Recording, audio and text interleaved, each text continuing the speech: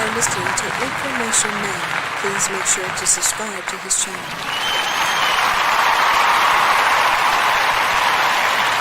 Information Man show in effect now.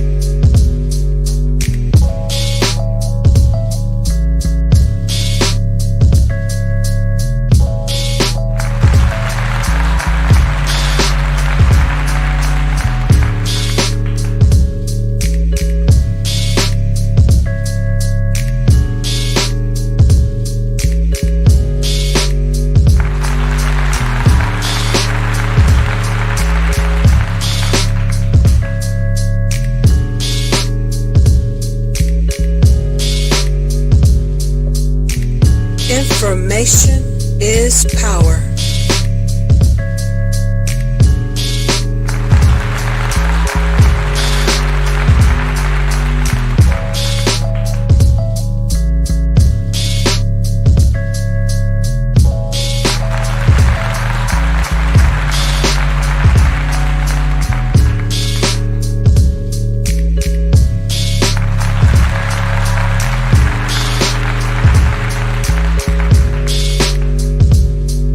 Strutting and locking. Tell the truth.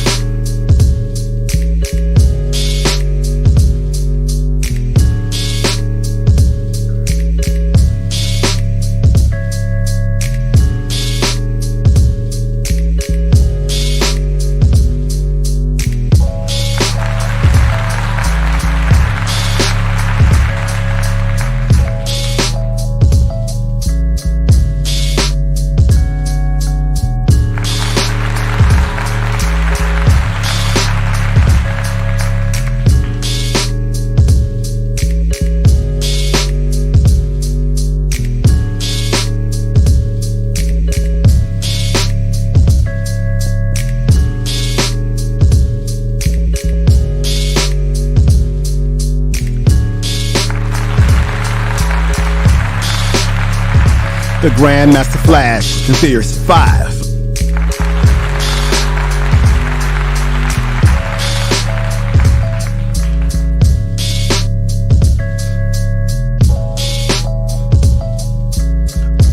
Kumo D. Tell the truth.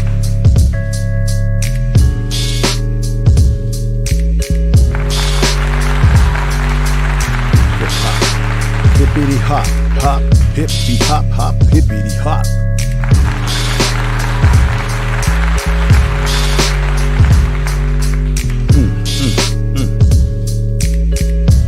Hippity hop, hop.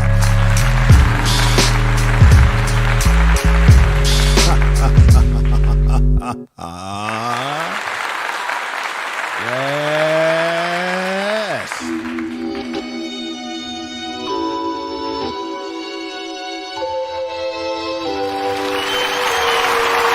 Ice. Hip to the hop, to the hop, to the hip, to the hip, to the hop. This is Information Man. Information Man show coming at you. Hippity hop, to the house, to the hen, to the window, to the wall. This ain't nothing but a Information Man show. Hippity hop, to the beat, to the rock, to the sound.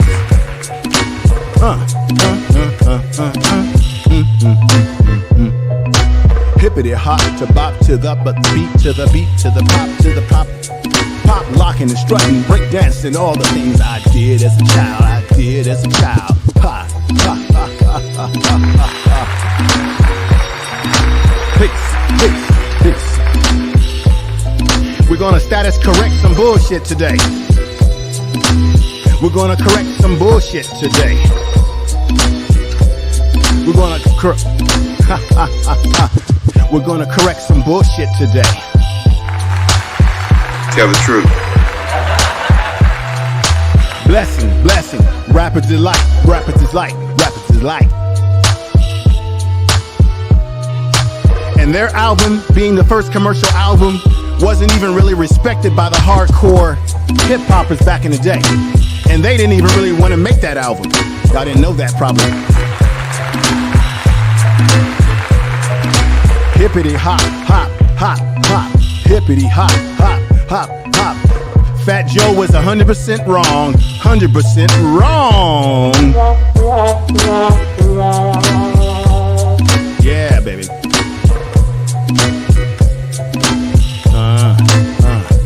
Yeah. And then, look, we definitely have to still give Kool Herc his respect because he was influenced by black Americans born here in America. He didn't bring Jamaican culture here. He was influenced by what we were doing. And he began to take those two turntables, but there were DJs that actually did it before him. Y'all gonna learn that today. And then we got Grandmaster Caz. Grandmaster Caz is right there with Kool Herc, and he had a few things to say because he was living then. To put this bullshit to rest. Yeah, yeah. This is the Information Man Show.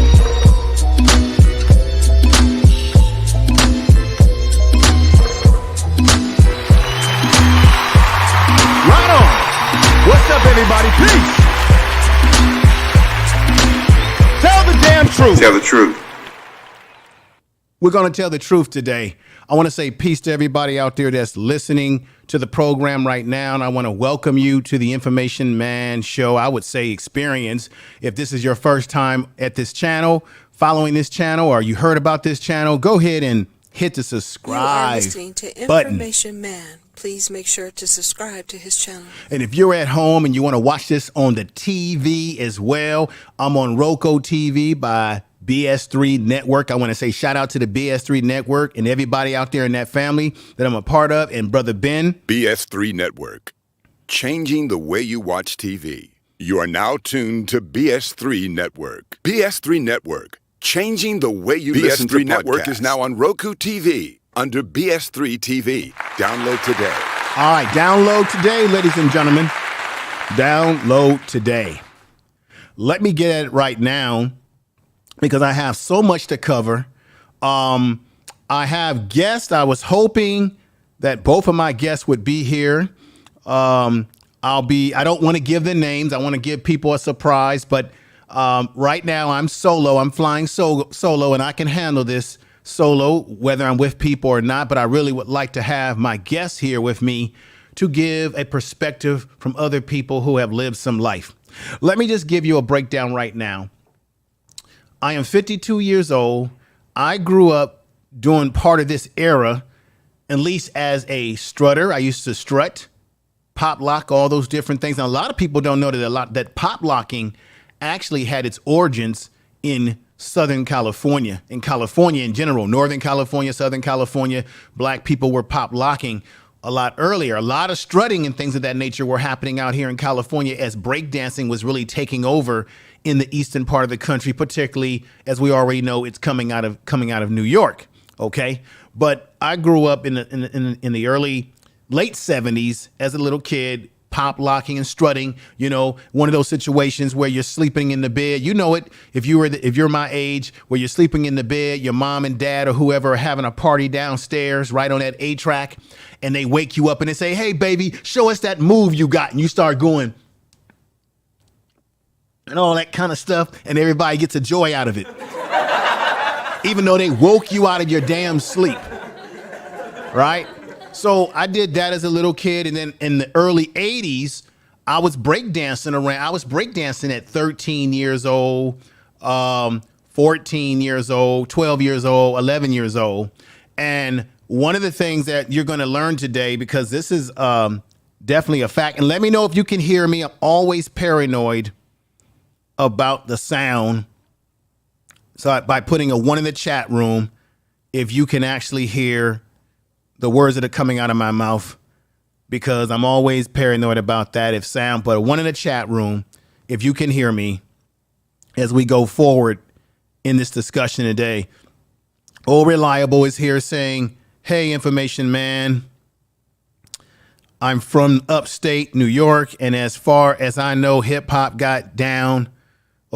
That mood. I want to read that. Hip hop got down in the Boogaloo down Bronx. Yeah, I'm not denying that it didn't come out of the Bronx, but you also have to realize that most of the boroughs at that time, everybody was doing their thing in the particular areas that they were living in, whether it be Harlem, Brooklyn, and they didn't really communicate. People weren't coalescing with each other. People were kind of doing their thing in their particular area. So when you say that Kool Herc is the one that was the first one to start moving rap music on two turntables, there are people that's going to argue that point because there were other things going on in other parts of the world. I myself do not have to make the argument. I'm going to let the receipts that I have for you coming from the people that were there speak for itself. See, a lot of people talk about these things, but they never come up with the receipts. I've got the receipts. I got the visual receipts, the audio receipts from the people who were there. All I can say to you from my perspective as being someone who was an early hip hopper is that black people, black Americans born here in America, we were the ones that were pop locking, strutting, breakdancing, and rapping. Nobody was doing it before us. Everybody start watching what we were doing. Then they begin to emulate what we were doing. When it come to black folks that came from the Caribbean or Africa, one of the reasons why they came over here was, yes, to get a better life, but they also saw that, hey, if the black Americans can have some success in that country, or they saw what we were doing, that also inspired them to want to come over here. Let's not forget that it was Motown and the doo-wop singers of Motown that had a heavy influence around the whole world. Our music in America influenced everybody in the whole world, including Africa and the Caribbean, because they were emulating us. And I'm going to break that down to you today.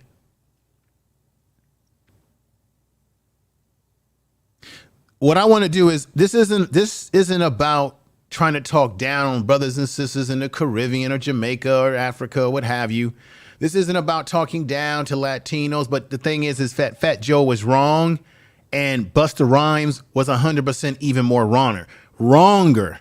A year ago, he sat up there and said that black Americans had no culture, that everything in rap music was a creation of Jamaicans and Latinos. And that could be further from a lie and a complete disrespect, because Busta Rhymes, when he first came out, Leaders of the New School, when he first came out, this man was rapping and singing like black America. Everybody was trying to rap and sing like black Americans. Nobody was trying to identify their Jamaican culture or whatever. Even the Latinos, when they were rapping, they were trying to copy off of us. And if you think I'm lying, I'm going to show you two video footages from DJ Charlie Chase, who was actually the first breakthrough Latino DJ coming out of the New York area. He says it himself, how he got heavy criticism from his Latino brethren. It wasn't a situation where it was all Puerto Ricans, there were a few people at that time that got involved, but they weren't involved at the highest level. When I grew up in California, and I got family back east, I was born back east, but grew up in California, I remember a time that white kids and other groups of kids were like, what in the hell is this? What are they doing? They didn't like it. They didn't want anything to do with what we were doing. And remember, black people were heavily segregated into our own communities to ourselves. It wasn't until it got popular, it began to be an art form that people said, hey, we can make some money off of this. That's when white folks wanted to attach themselves to it. That's when you get the Beastie Boys. when it became economically viable. Other groups attached themselves to it when they saw what we were doing, and they saw that, wait a minute, this is getting kind of hip. This is getting kind of popular, because prior to hip hop, most people were into disco, and most of the DJs, black DJs were doing disco music and spinning disco music records way before Kool Herc. The Latinos, they were playing their music, their salsa music, and playing their keyboards. They weren't doing rap music. They were influenced by what we were doing. They didn't bring it in our sphere. DJ Charlie Chase, who I have right here on video today for you, he's going to break that down to you. He said he was influenced by James Brown, so on and so forth. Rick James, these kind of individuals, the soul music, the gospel music, the R&B. You Latinos or Jamaicans or anyone outside of Black Americans could not create hip hop, because hip hop is the art form of using what? James Brown was the top. You can make an argument that James Brown was the original hip hopper, or Cat Calloway was the original hip hopper. They were spinning albums on Black American music because that was the music that was influencing people.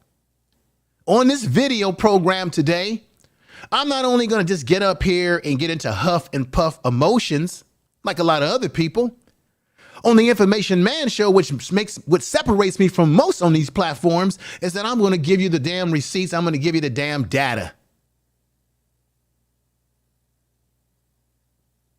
Most of the best breakdancers showed up and showed out at Kool Herc's parties, his basement parties. And they themselves said that Kool Herc never played reggae music. He played Black American music. He was spinning Black American music on those turntables, not Jamaican music. He didn't have locks. He wasn't bringing any of that to bear. Now, I didn't make that up. They said it. We're talking about the people that were there.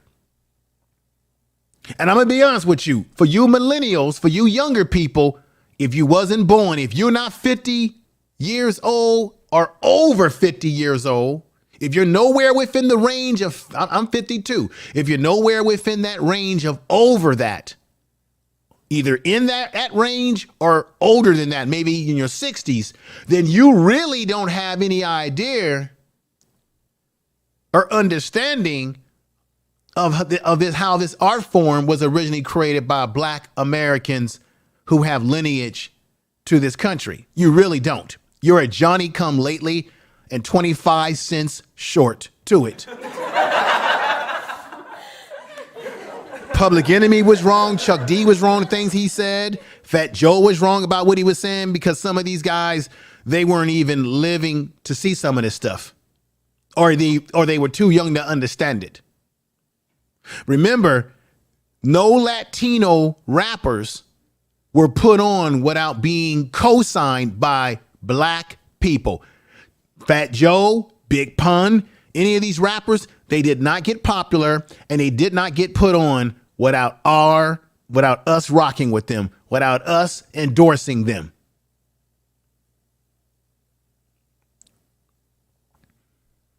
They didn't bust out with their labels first. They were watching what we were doing in the park. They were watching what we were doing in school, in the schoolyards, when we would break dance in the schoolyards. They were watching, taking notes, and observing. And then what they were doing is they were emulating, like a lot of people have emulated our style and our concepts, whether it be other people in the world. I'm going to break these things to you. I think my man George Makem is coming on board. I'm going to bring him on in. But we're going to go through this litigiously. We're going to go through this emphatically. I want to thank Brother Doug. Where the hell have you been, Doug? You're a mod on this channel, but thank you for giving me that super chat. Thank you for the super chat. I'm going to bring George in just a minute, but I want to show you something very important here. Let's go with Fat Joe's first. And I got all the damn receipts today. So I'm going to say this right now to the mods in the chat room and everybody listening. You know, on my platform, that we want to have. We don't mind people having difference of opinions. You can have a difference of opinion, but this is the reality. You can have your opinion. You're entitled to your opinion, but you're not entitled to your own facts. You hear what I'm saying? Tell the truth. So if anybody gets a little nasty in the chat room, they get overboard with nastiness and they start getting personal, because I'm not trying to get personal here. We're going to let the history and the receipts that I have for you speak for itself. I've got video receipts and I got audio receipts for you today. Okay. Tell the damn truth. Tell the truth. And I got my man, George Macom, who's about to come up, and he has a good working knowledge of the history as well. If people get a little bit over zesty, nasty in that chat room, mods, you get rid of them. We don't even need to name their names. Get rid of them.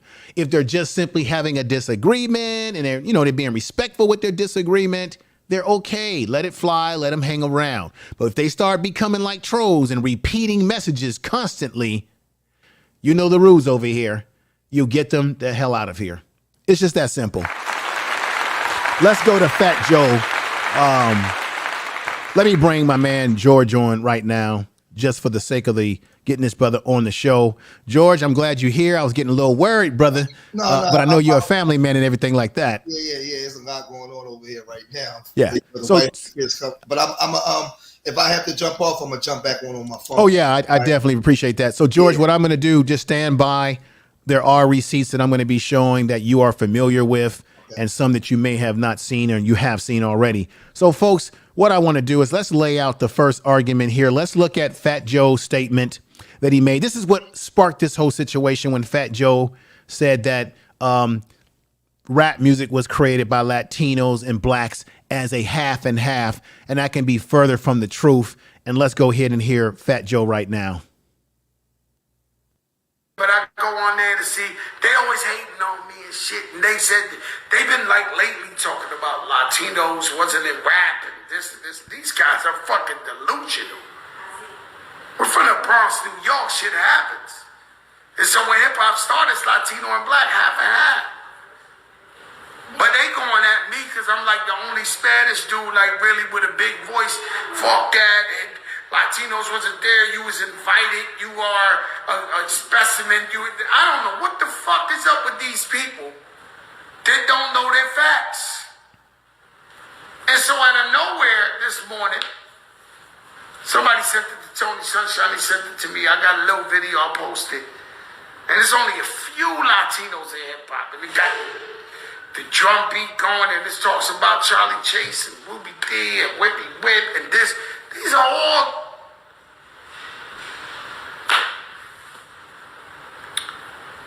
And so what I notice is history is history. No, history is not history.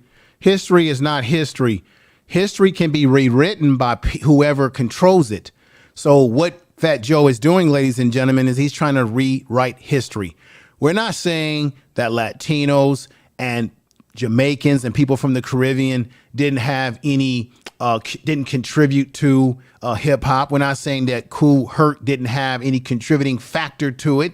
He did some things that were very innovative. We're not saying that. What we're saying is it wasn't hand in hand. And if you go back and listen to some of the pioneers, they will tell you out of their mouth, no, it wasn't like that. There were one and two that were following our lead.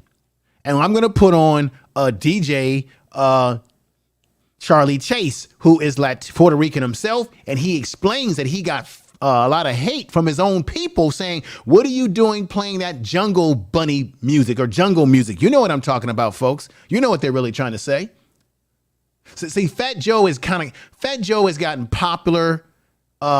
He's popular right now. This is the most popular he's ever been because he sticks out. He's talking a lot. He's getting a lot of media play. He's getting a lot of love on, so right now Fat Joe is kind of feeling himself. But this is the same Fat Joe that I told you just a week ago who said that he doesn't have a problem using the N-word and he's going to continue using it. And then you had Remy Rum, or whatever her damn name, Remy, who co-signed him by saying, oh, he's black. No, Latino rappers, I'm going to ask y'all one more time. Stop using the N-word. You ain't black.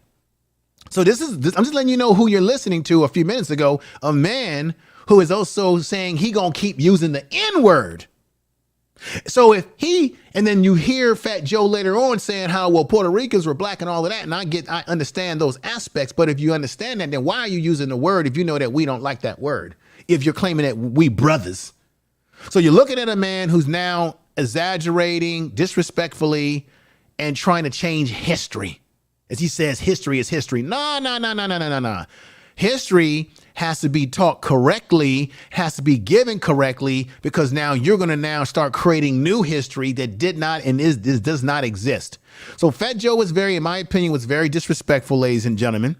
And at the same time, this is a man who has already said in previous statements in the past that he's going to continue using the N-word because he feels that it's a part of the culture. Let me just say thank you for the super chat. We've got my man, Wills Hawk is here saying Hispanics in New York in the 1980s were listening to monotone dance music, cover girl, TKA. They were not listening to hip hop. I was there. Fat Joe is lying. Yes, he is lying. Tell the truth. Tell the truth. Yeah, he is telling a lie. Because I remember growing up, see, I'm in California, so we have lots of Latinos in California. They weren't getting involved in hip hop yet. They got involved in hip hop really deeply as we went into the 80s. And most of that in California, particularly, is because they were watching and emulating what black rappers were doing. Even when you look at some of your Latino rappers that were doing gangster rap, it's because they were inspired by NWA. They were watching these groups to get inspired. Now, let's go to Exhibit B. This is your man. You know him as Busta Rhymes. And I think Busta Rhymes was completely disrespectful when he was being interviewed here at a press conference where he said that he's now feeling like he can be himself, that the Latinos are embracing him, that they have made hip hop what it is, that black people and America doesn't have any culture. That's a complete slap in the face because all of these different groups have made money off of an art form that we created. And they don't give us any respect. So now all of a sudden you hear Busta Rhymes rocking the Jamaican accent and rocking the Jamaican culture. When he first came out, because I saw him when he first came out, he wasn't rocking any of that stuff. He was trying to emulate Black American rap culture. Same thing with Biggie Smalls. He was trying to emulate. That's why Biggie Smalls started getting into the gangster type talk that was being inspired coming from the West Coast. What was going on in the West Coast? Biggie Smalls was being inspired by what he was seeing Black American-born Black Americans doing. So we can't tell lies and try to rewrite history. Let's listen to Busta Rhymes right now. And I really felt that this was disrespectful of him. And here we go. Music and its culture. I think that, my family is Jamaican and Latino and Jamaican and Caribbean people. With tropical people. With people that understand what that timing and that rhythm and that pocket feels like in a way unlike any other culture of people. From the bass lines to the way we choose to place our words as people of the Caribbean and of the tropics. I think that it's just it's something you can't really define in words. It's a feeling thing. You know what I'm saying? It's like when you watch Latinos do the South Side of merengue and you see Jamaican people, do they shit. It's kind of like something that goes hand in hand. And, it ain't a coincidence that in every urban community, the Latino and blacks is there together. That ain't no accident. You know what I'm saying? It's not like you find in every urban community, Middle Eastern and black or Asian and black. You always see Latino and black. And I think we just so a part of each other's cultural significance, not only as tropical people, but even here in the United States, where the multicultural, because the U.S. ain't got no culture. See, that's bullshit. Shit is all our shit. You see what he just did, ladies and gentlemen?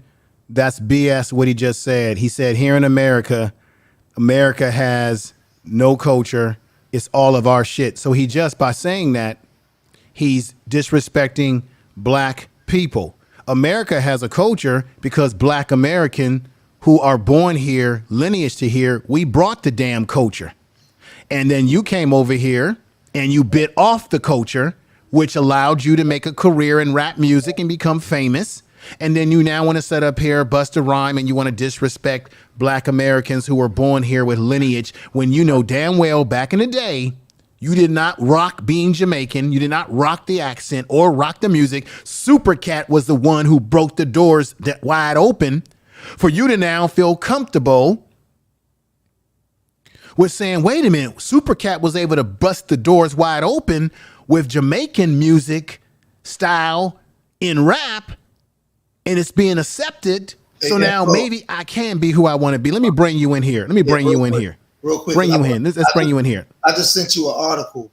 When you get a chance, I want you to bring up. I'm going to read something from it. But it got a video on there where it's explaining how Grandmaster Flash stole his name from Grandmaster Flowers and his technique and style. So, I'll be doing my homework on this. But I'm going to read something to you guys real quick. I'm gonna jump off and I'm gonna jump right back on my phone because I gotta go out with my son. But hold on, let me pull it up real quick.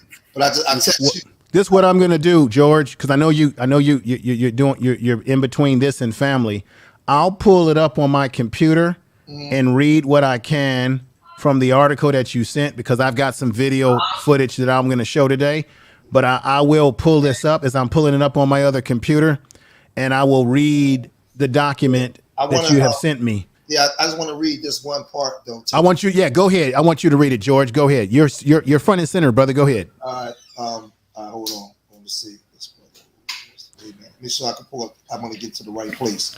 And once again, folks, this is not about trying to put people down. This is just us giving you the legitimate history, so that we don't have misinformation. This is what this is. This is not about hating. I'm not trying to hate, but we got to give correct information here.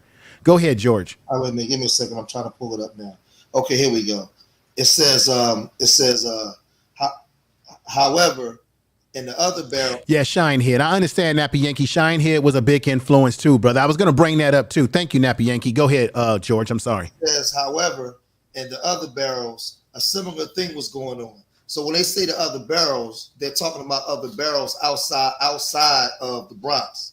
So, however, in other barrels, similar things was going on. The difference wasn't major. Whereas Kool Herc called his set the merry-go-round when he played a break after a break after a break. That's what he's famous for.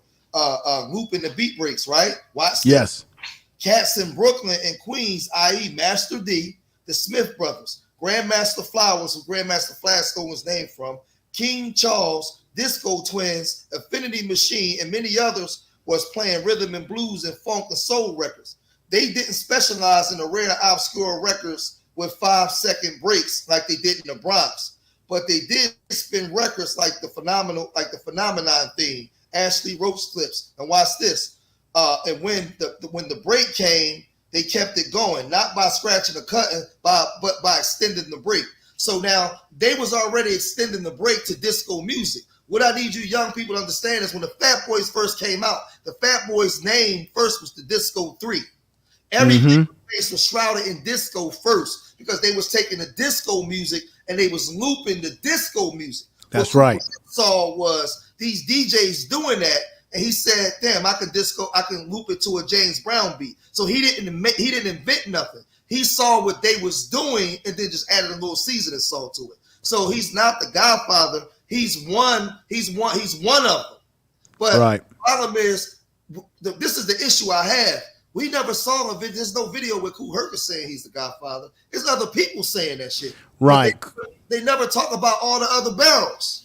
They never talk about Philly. And I think I have some video here too where they're talking about how all the other barrels, they kind of stayed to themselves. So if you lived in the Bronx, then you would think that everything that was happening in the Bronx was the invention of everything when there might have been other things going on in other parts of the barrels. You've had other DJs, and we can't, and George, tell me if I'm wrong or right. We can't underestimate and undervalue the black DJs that were first spinning records in disco. That is part of this lineage. Well, that's where it came from. It came from because remember, see, this is what I tell people. Forget the DJs for a minute. Without the music, you have nothing. What was the music that the DJs was experimenting with spinning from? So they was watching the disco DJs. Everything was disco and that funk, James Brown back then. So that's why you had the Fat Boys' names was the Disco 3 before they changed it to the Fat Boys. Everybody was operating from that disco aspect, right? But this is the aspect I want you guys to understand. When they give you this thing like everything came out of the Bronx, which is a lie because the graffiti situation emanated here in Philly. Cornbread out of Philly. Right. Cornbread out of Philly was the guy. Now, I want y'all guys to also remember, when you talk about DJ Jazzy Jeff and the DJs for world supremacy in the early 80s, we was running the DJ scene, Cash Money, Jazzy Jeff, Tap Money, all of that, right? You think DJing just started in the 80s here? How was we the best DJs, Jazzy Jeff, but we wasn't DJing? Yeah, we was DJing. So it was bigger than just the Bronx. Philly had a big-ass scene of DJing and graffiti. Right now on the screen I have right here, and this is what I have on Good Information, George. This is Cornbread, everybody. This is when you talk about, Latinos created this and that. No. The first graffiti artist that we know of who he was able to parlay his graffiti art into mainstream art is Cornbread from Philadelphia. However, George, because we have to be correct here, from what I'm understanding, and this is Cornbread as an older gentleman right now. From what I understand, George, most of the old hip hoppers, Grandmaster Cat, all of them, DJ Hollywood, all of them say that Cornbread really wasn't hip hop, although he was the first what we call graffiti artist or burner. What are your thoughts about that? Well, if that's the case, then none of them niggas was hip hop back in the day. Because if we want to be technical, Kool Herc, this is 1973. Kool Herc would have been disco. He would have been funk. Right. If we want to be technical, before Kool Herc, there was DJ Hollywood. He was the one spitting. Cool DJ. Right. Look this guy up out of Harlem. There is no Dougie Fresh and none of them if it's not DJ Hollywood. He was the one. So let me do this, my dear brother. Let me do this. Since you're talking about DJ Hollywood, let me pull him up right now because we've got DJ Hollywood right here, and let me put him up and let everybody hear what he's saying. I knew what programming of a record is. I was able to fit my little sayings into a spot in a record that I would never be talking while the artist is on. Right. And back in the days, they made records with A sections and B sections and a bridge. Right. So, like, if you were any kind of way, like, musically inclined, you would know that, a lot of rappers, they just go and... Well, basically, you were DJing and rapping before Herc came out. Well, I'm stopping it right there. He asked him the question. You were DJing and rapping before Herc. That is true. Listen to the rest, folks. I'm going to back it up just a little bit to emphasize this one more time. The question again, you were DJing and rapping before Herc. Here's his answer to this. This is why it's important to know history. Well, I had my first job in 1971. Right. He had his first party in 73. You see? And you got to say to yourself, in 73, was he hip-hop? See? Because this is what he's saying. Seems like there's a bunch of characters who kind of preceded Herc that kind of got lost in the shuffle. Exactly. But see, the reason hip-hop starts in the Bronx is because everybody that listened to music in the Bronx never went to another borough. That's what I've been saying. Weren't you a Manhattan-based? I come out of Harlem. Right, that's what I thought. I made my bones in the Bronx. Right. But I come from Harlem, and I was already good. Well, when does Disco King Mario come out? Because he comes out before those guys do. Right now, the art of rap, you don't see it right here, the place to be. We in Coney Island. Tell the truth. Hip-hop is a culture. You understand? Rap is something we do.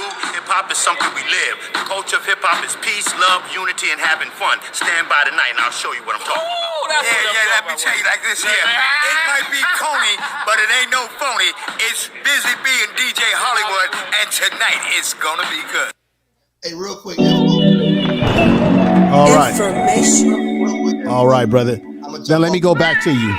Let me go back to you. Now, George, everything that you said, see, everybody, we're not making up stuff here. We can back it up with the receipts. Everything that you just said, brother George, DJ Hollywood, that's the real DJ Hollywood that you just witnessed. He said the same thing. He said that, well, he had to be disco because I was doing this at this time in he was in 73. Go ahead, George. Now, I want y'all to understand, because I've seen a guy say that disco and funk is a different genre. I want you guys to understand something. When we teaching and talking, like, we got to stop trying to one-up each other or think that just because it's black people talking, we don't know what we're talking about. We do our homework. When you look at this song by James Brown, look up a song called James Brown, Funky Drummer.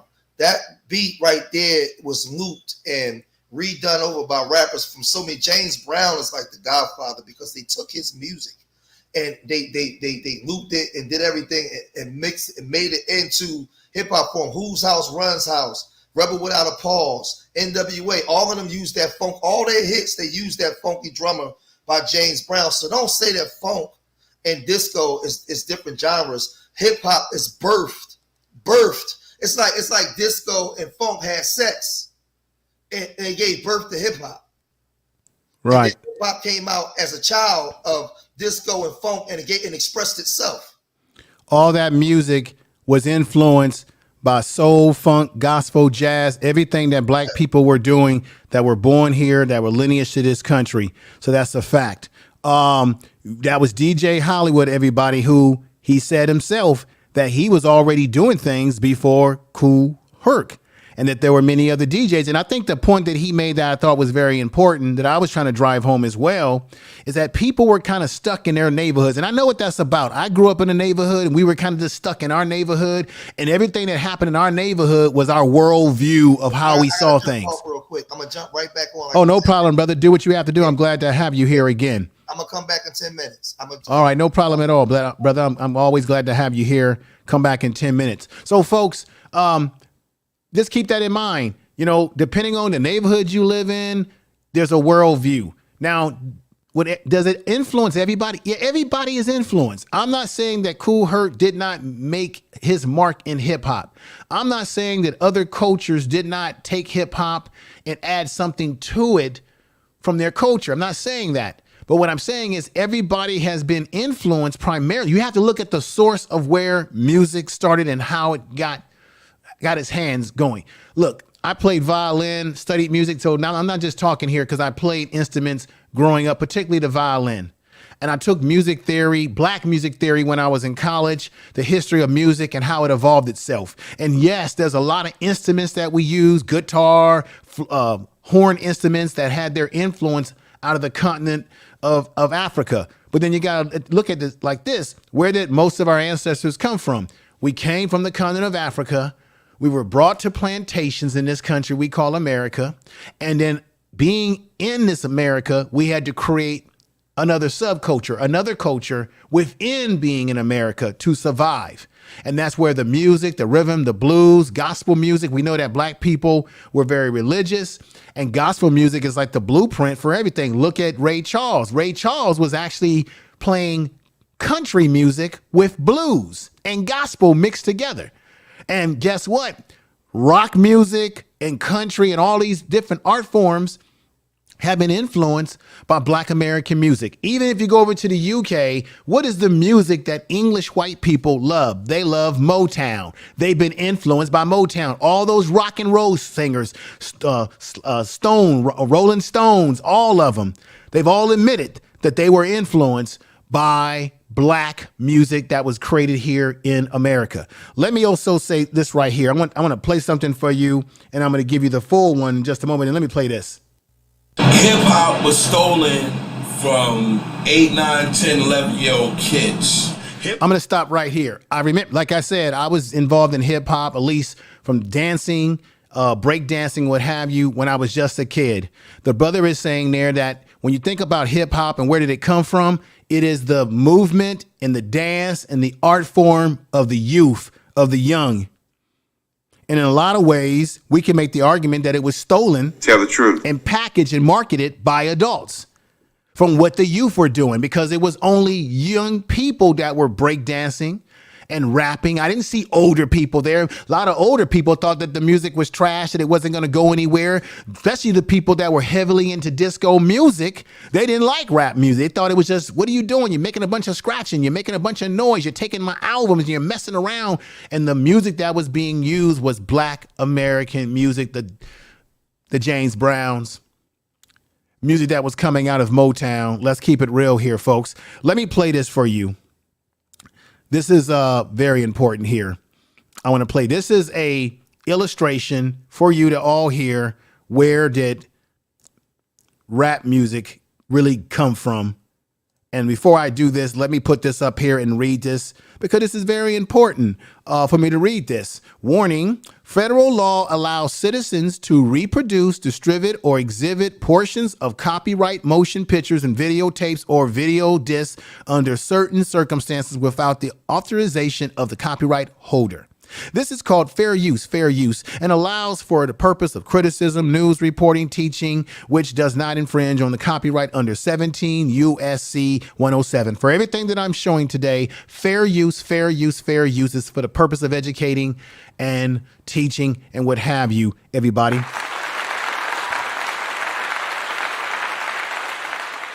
Let's go here and show this right now. From 8, 9, 10, 11-year-old.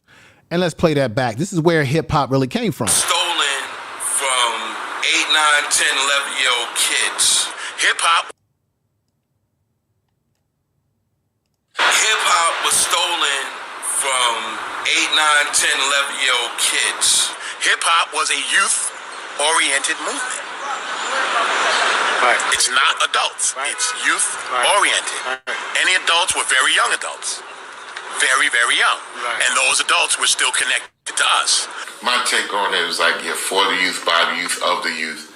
Hip hop was started for the youth, by the youth. So I agree when Chuck D said that. But my concern with Chuck D, when he said his comments, was that these myths and these lies, these hip-hop lies that's been circulating for so long, or I shouldn't even say lies, I should say unconfirmed rumors. You know what I'm saying? One of the unconfirmed rumors that I have an issue with is that Kool Herc brought the 2 turntables and a microphone concept to the Bronx or to New York City or to America. It's created this realm of taking and making what's in records and turntablism, and what the Jamaicans and the Caribbeans did with 2 turntables and a microphone and toasting, and taking that to the next level with what you call American records. See, that style of the 2 turntables and getting on the mic from Kool Herc, who's the Jamaican. See, that style of the 2 turntables and getting on the mic from Kool Herc, who's the Jamaican. There would not be hip hop. There would not be 2 turntables. Fair use. Without Jamaican culture, bringing it to the sound set. So from my understanding, they're trying to say Kool Herc was the very first person to play on 2 turntables and a microphone, and that he brought that style from Jamaica. From my understanding, the African-American R&B DJs, the African-American... Just like I said right there, the African-American R&B or disco DJs, they were doing these things prior. African-American R&B DJs, the African-American disco DJs on the radio personalities was already rocking 2 turntables and a microphone probably before Kool Herc even became a DJ. We've been through this type of thing before with these unconfirmed rumors like Africa Bambaataa. Yeah, they're saying that he started the spades. Bambaataa, Africa Bambaataa. Bambaataa started the Zulu Nation. Okay, right. But he didn't start no fucking And now, this is the thing I've said. Bam never makes that claim. He don't make that claim. Bam doesn't make that claim. That's the media. That's why I always tell you that. That's the media. That's not Bam. And also, you know, we went through the whole thing, the unconfirmed rumors about Grandmaster Flash invented the crossfader. It said Flash. Yeah. And the thing went right through my mind. KRS once said he invented the crossfader. No. Bullshit. That's not true neither. No. Grandmaster Flash may have made his own crossfader. You know, DJs already had crossfaders before Grandmaster Flash made his own. You know, like Cool DJ D, he had a crossfader probably before Grandmaster Flash even became a DJ. Thank you for being here, Nappy Yankee. Thank you. That was the first crossfade mix-up in the Bronx. First one, it's a GLI. This is history, what we're looking at, ladies and gentlemen, the first crossfader. So all he's basically saying is that even Grandmaster Flash was doing some innovative stuff, you know, using crayons to check off little parts in the break. And I'm going to say that Kool Herc as well. Both these gentlemen should all be given respect. This isn't about hating on anybody, because Kool Herc and Alex, thank you for being here. Thank you, Brown Girl, Bella. Thank you, Real Aaron Collins. Anybody that I haven't shouted out, believe me, I respect you all. Nappy Yankees in the house. Empress Queen Goddess, the Real Aaron Collins. The Honorable Angelique Nordstrom, thank you for being here. Really appreciate you all coming out and supporting this program. And make sure that you share this in your TikTok, your Twitter, your what do we call this? Your Facebook and what have you. You know, if you're looking at this right now on your cell phone, all you got to do is hit the button share and pop it to anything that you want to pop it to. If you're looking at this on your desktop at home, or, you know, same thing. All you got to do is pop it to wherever you want to, wherever you can pop the video to, so that more people get a chance to see this. Because I didn't want to really come up here and do a lot of yelling and screaming and don't ask this. I did not like what Busta Rhymes said. I thought it was very disrespectful. And I did not like personally what Fat Joe said personally. But at the same time, I can still show the receipts in a respectful manner. Thank you, Alan Christian, for the super chat. I really appreciate that. Thank you for the super chat. In the Bay Area, dance would speed up the records in the late 60s, early 70s to pop, lock, boogaloo, to the robot. Yeah, I lived in California. I was roboting and I was pop locking. You do know that pop locking is a form of hip hop dance that was primarily founded in California. We were doing that in California, and then it started to catch on across the country. But that's really something that comes out of, I would say, Southern California and Northern California structure, because in the East Coast, they were doing a lot of breakdancing. In the West Coast, we were getting into the robot and the strutting. And Alan Christian, sounds like you're from the Bay Area. Then I'm going to name somebody that you should know. And I went to school with some of these guys. Then you should be familiar with the Demon of the Mines. Remember the Demons of the Mines? They were a strutting group or a robot group, the Demons of the Mine. And they would strut to Egyptian Lover, all those kind of beats that were coming out with Dr. Dre and all those folks like that. Egyptian Lover was a hell of a song back in the day. So you're absolutely right there. Thank you for that. Earl Owens, thank you for being here. Identity with Hell says, can we just say hip hop was birthed from people of color and call it a day? No. Identity with Hell. No, you can't do that. When you say people of color, brother, you're now putting everybody in it. You got to watch that. I'm not a person of color. We're black people. We have to identify ourselves, because when you say person of color, you're now lumping in Asians, Latinos, and all these other groups of people who are not the foundation of the music art form. They might have contributed here and there. So you can't hold it to just it's people of color. No, not going for that. No. Black people, we got to get away from that people of color stuff, because you're locking everybody else in. No. We are distinguishable as a group like everybody else. Jamaicans are not calling themselves people of color. Dominicans are not calling themselves people of color. Africans don't call themselves people of color. They'll say, I'm Nigerian, I'm South African, and what have you. Chinese people don't call themselves people of color. They say, I'm Chinese, I'm Vietnamese, I'm Hmong, and things of that nature. No, I love you, Identity with Hell, but I'm not buying that one. That's a word we need to get away from. People of color. No, because this is about identifying who is the foundation. See, this is the thing, everybody. Whenever black Americans born here, and I'm not crapping on Identity with Hell. I appreciate you. I love you, brother, what you're doing on your channel and everything like that. But I'm just saying in general, every time black Americans want to identify something that we created, now everybody wants to give a pissy fit and say, oh, come on, you guys are just complaining. What do you guys got to, everybody identifies. What would I look like saying, well, you know, black people, you know, Asians create their music, Latinos created certain salsa and a certain type of music. We might have influenced it, but they created it. So what would I look like making claims on their art forms?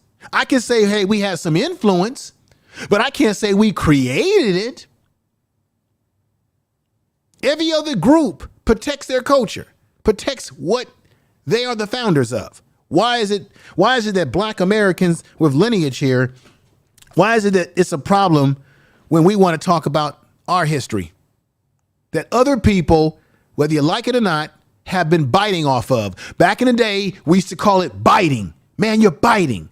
And that's what's still happening. Now, what you see on the screen here, and the only reason why I'm going off like this because Fat Joe and Busta Rhyme, you heard, I don't know if you were here, I didn't withheld when I played Busta Rhyme. He said that there is no black American culture. And he ate off of the music that he got famous off of when he didn't want to identify himself as Jamaican and he was trying to run away from it. Now, this, what you saw right here, this is history. The Fader. I'm going to play a little bit of this and end this right here. That was the first crossfade mix-up in the Bronx. First one, it's a GLI Disco 3800. And just to let you know, this video for me is bigger than just hip-hop history. This video has a lot to do with our confidence as a group of people, our confidence in each other. All right, let me move on from there. Once again, I'm going to say it again. I'm not trying to hate on people. I'm not saying that Latinos, Jamaicans, Africans, other groups of people did not contribute anything, did not bring anything unique to these art forms within their culture. Not saying that. I'm simply saying is that when someone is saying something like Busta Rhymes said, where he says that America has no culture, black people don't have any culture, that we are the ones who set the trends, that's a damn lie. It may sound arrogant what I'm saying, but no, black Americans set the trends. And we not only set the trends in this country, but we've been setting the trends for black people all over the diaspora for decades. Because if you look at other people, they're dressing like us. I'm going to take that famous line from the 5 Heartbeats. You're trying to blow like us. You're trying to dress like me. You're trying to blow like me, move like me. That's the truth.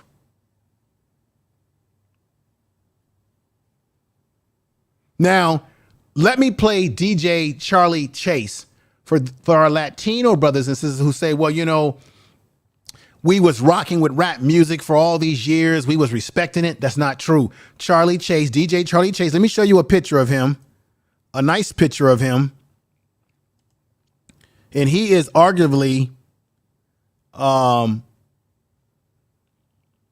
the first Latino recognized DJ. Where is the picture that I have him? It's a nice picture too. He's DJing, and here it is right here. Here he is right here. I give him respect. He was the bomb back in the day. I give DJ Charlie Chase a lot of respect. He was one of only a few Latinos that was in the game at DJing in particular. Okay? And he talks about how he was influenced by black music. He didn't say anything about they create. This is a man who was the pioneer of Latinos within the culture, meaning Latinos being in the culture. He said himself he was influenced by James Brown and soul music and all that sort of stuff. And he talked about how even his own people were hating on him, saying, why you are participating in that Jungle Bunny music. That's the truth. Tell the truth. Let me let you hear what this man said. There's a picture of him right there. And I want you to hear what this man had to say. We'll start with what inspired him first. And here we go. I come from a family of musicians, and I've always liked the funk, and I've always liked rock, and I've always liked funk music and soul music. That was always in my blood. I grew up listening to Sly Stone and all of that. So when I first heard guys rhyming on a mic, right there, this is the key word he says, when I first heard, and the people that he was hearing were Black Americans who were doing this. Other groups were watching us first. He's an example of that. He was watching. Then he said, man, this is cool. Let me participate. Because before this, he wasn't rocking this music on the turntables. But he is the pioneer Latino DJ. So when Fat Joe sets up there on his fat ass, come on, we were hand in hand. No, it was no hand in hand. You were riding on our coattails. Listen to this man again. When I first heard guys rhyming on a mic, and they weren't even really rhyming like we were rhyming then. They would just like blurt out little things and little nursery rhymes here and there. That combined with the DJ mixing beats, and certain records, and they weren't really mixing them that well either. They were just trying to mix at that time. Remember, we're at the early stages of hip hop. So when I saw that, I was really intrigued by that. And I said, this is what I want to do. This is like, I was already a DJ and a musician. I was already playing in a band. But when I saw that, I said, this is what I want to do. This is the kind of music I want to DJ. All right. You are listening to Information Now, please make sure to subscribe to when he decided this was the kind of music he wanted to do, let me let you hear the pushback that he was getting right here, ladies and gentlemen. Together, they would say, hey, they will make announcements. DJ Charlie Chase and Tony Tone's in the house. So people would come over to say what's up to us, but they'd walk over to me and say, yo, Tony, what's up? And because they knew Charlie Chase was bad on the 1 and 2s, but they figured the black guy was Charlie Chase because they couldn't picture a Puerto Rican rocking the 1 and 2s the way they heard it on the cassettes. And Tony would say, no, I'm Tony. That's Charlie. And they'd have this stunned look on their eyes like, really? Like for real, they don't believe it. They wouldn't believe it until they actually saw me play, and then they accepted it then. But the problem that I was having with that was that I was getting a lot of pushback. There was a lot of prejudice in the sense that the blacks were telling me, you know what, man, go back to your cowbells and your music. You don't belong here. And then the Hispanics were telling me, what the hell are you doing, man? What are you doing playing that Jungle Bunny music, Stop it right there. As he said, I believe in being a fair broker on this program. He said that he got slack from black people who didn't think he should have been playing the music. And you know why? Because the music was heavily being dominated by Black Americans, not Latinos. So that's why he was getting pushback.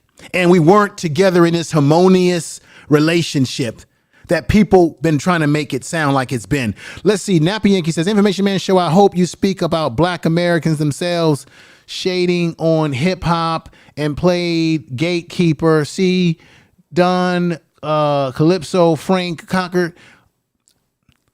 I'll have to check that out, Nappy Yankee. I'm setting up here trying to give you some perspective here on some of the history. I haven't even gotten through a lot of my presentation, but I'll look at that, brother. I believe in being a fair broker.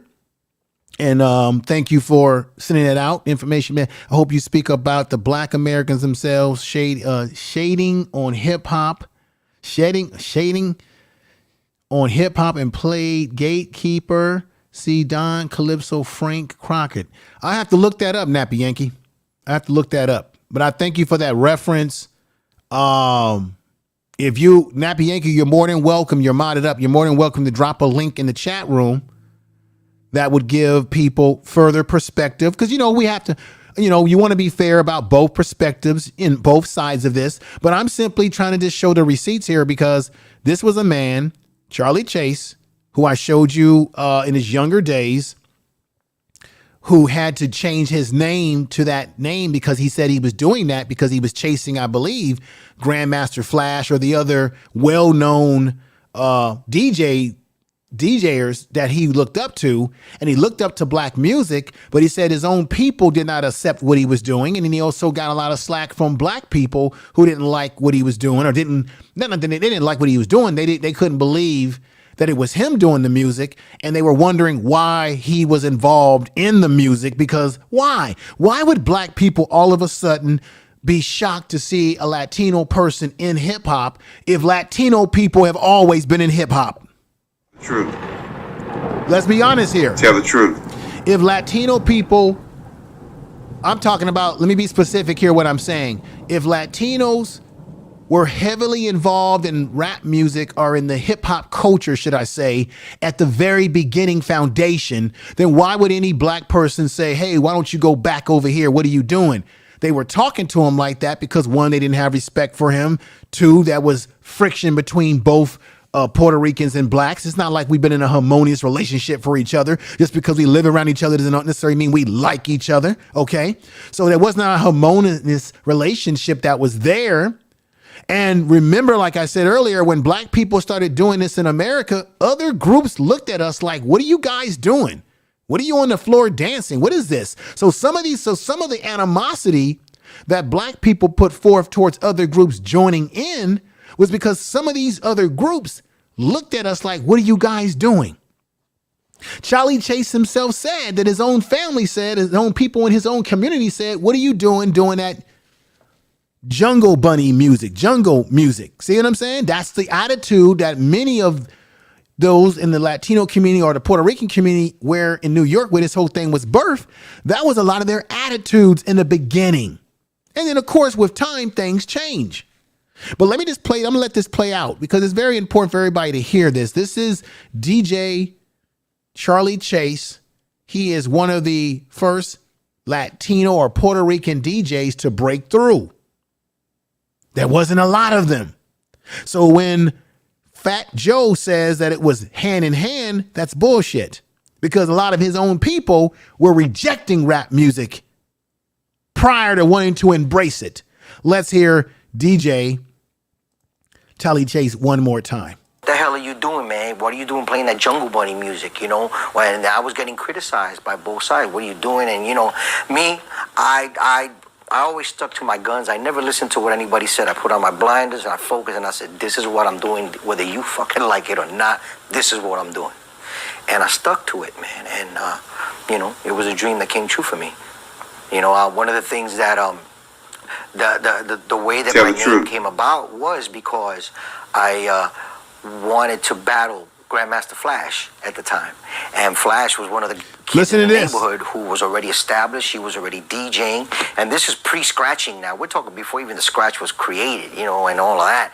And that's how my name came about, because I was trying to come up with different concepts for a name, because, I mean, my real name is... Right. You can't... yeah, you're absolutely right. You can't co-create something that already exists. Brother Media, you're absolutely right.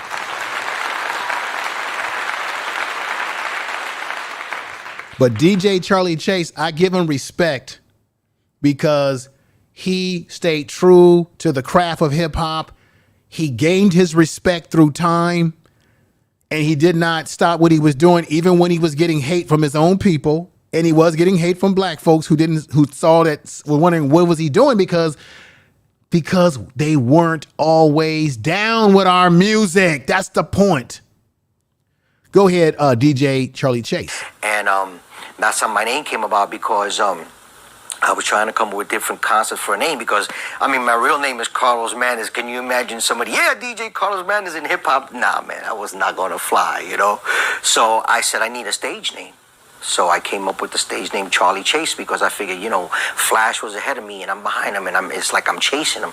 So I said, that fits perfectly. Let me call myself Charlie Chase. All right, everybody, that's the truth.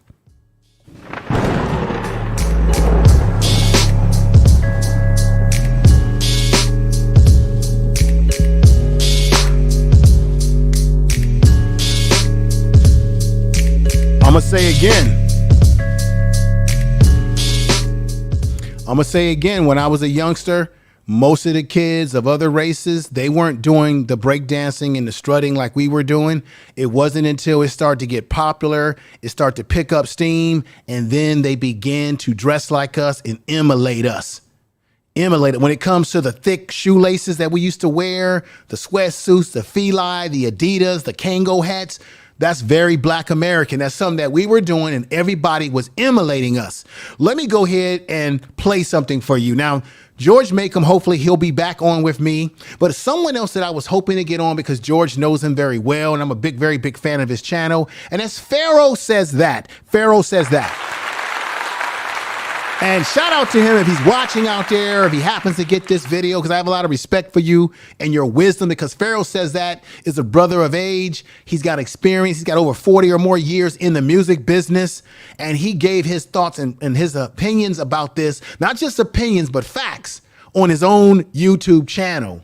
He's out of Chicago. Pharaoh Says That is the man. I'm going to play you before we go on with the presentation, because I have lots more to show you, lots more to intrigue you with. Well, let me do this. Let me do this before I play his audio. Let me show the elements of hip hop. Everybody in the chat room, let's take a test right now. What are the 5 elements? 5 elements that make up hip hop music. Remember, there's hip hop and then there's rap. 2 different things. Hip hop is the culture. Rap technically is the music. But what are the 5 elements? Put them in the chat room. 5 elements that make up hip hop. While I play this tune and give you time, I want to see who can write down in the chat room I was going to say what the 5 elements are, but I want to see if you all know what the 5 elements of hip hop is. Let's go for it right now. Tell the truth.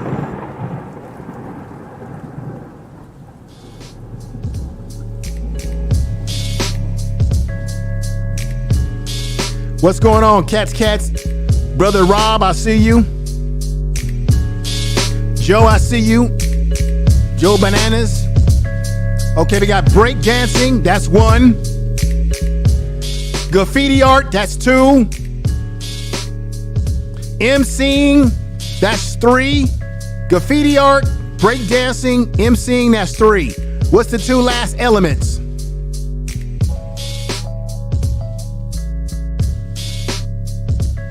DJing. DJing is the 4th element. What's the last element? See if anybody can get the last element. No, not freestyling. DJing. Beef is not the element. Let's stop it now. B-boying.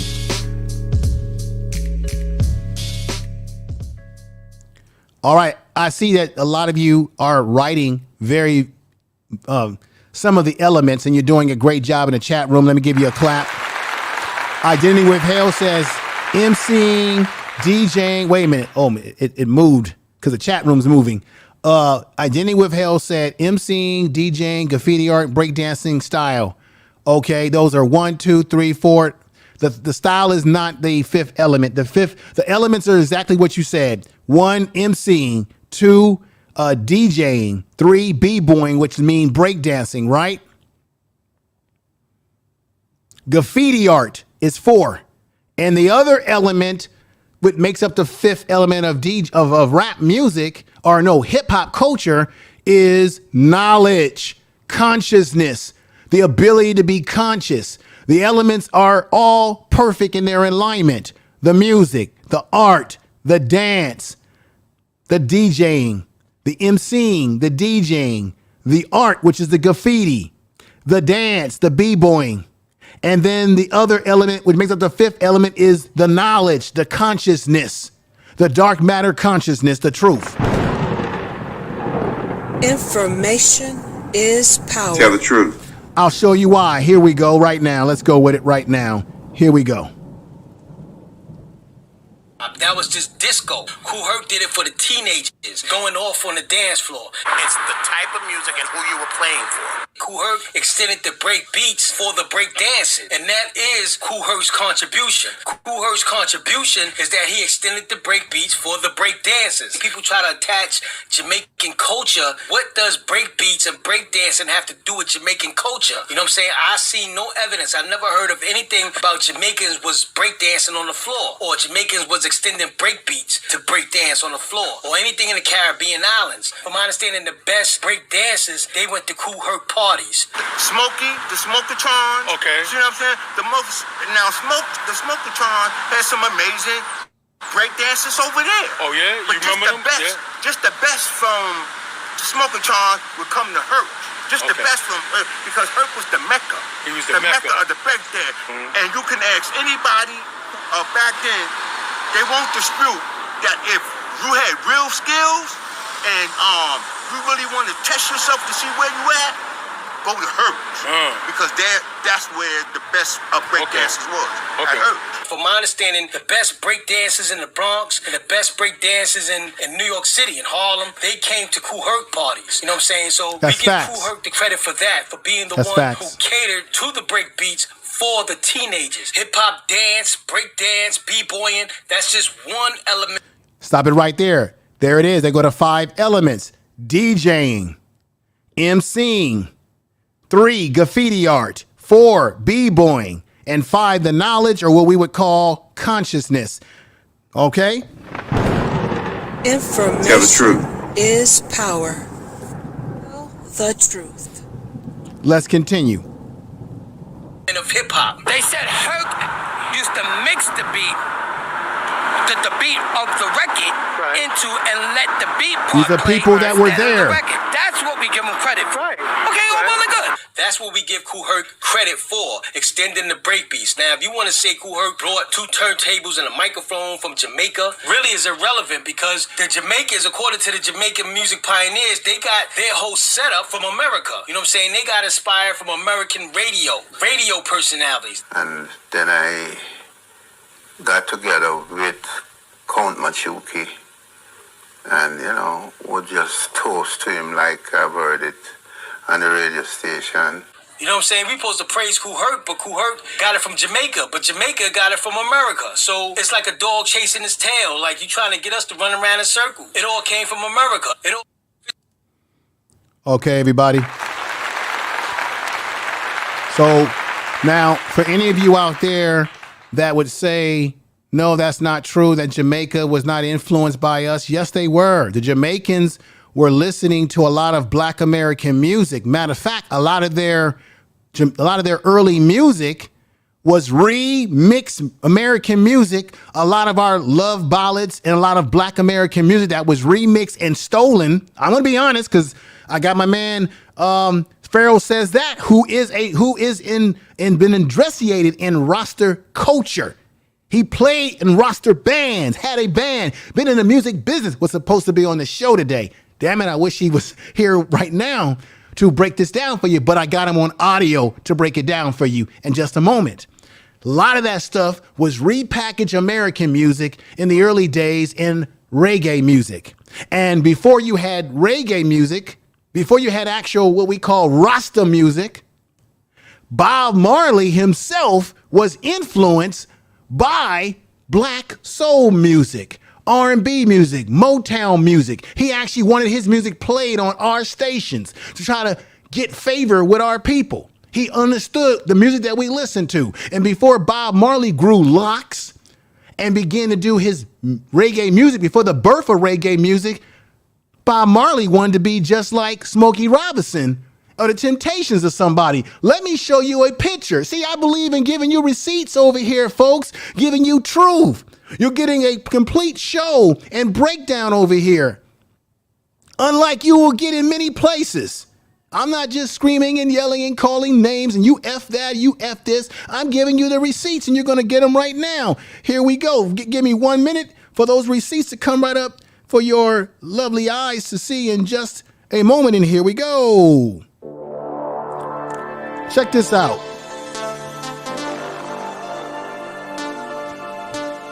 You are listening please make sure to subscribe to his channel. You saw DJ Charlie Chase right there. He said some things and he put it down. Now let's check it out.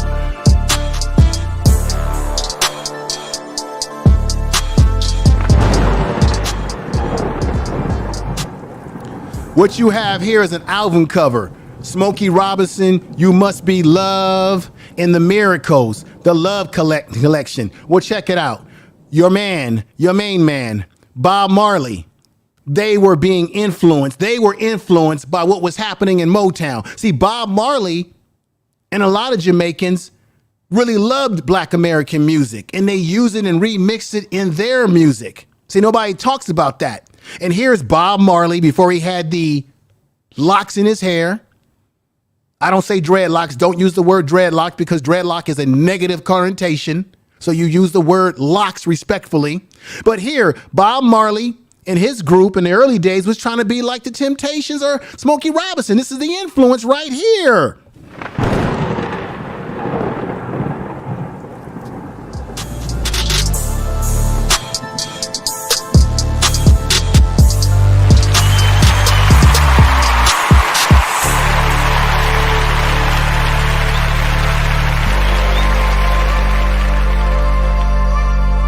There it is.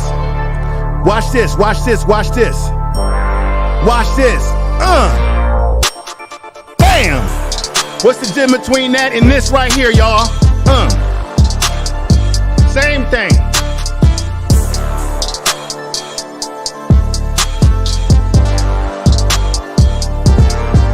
One more time. Information is power, baby. Information is power.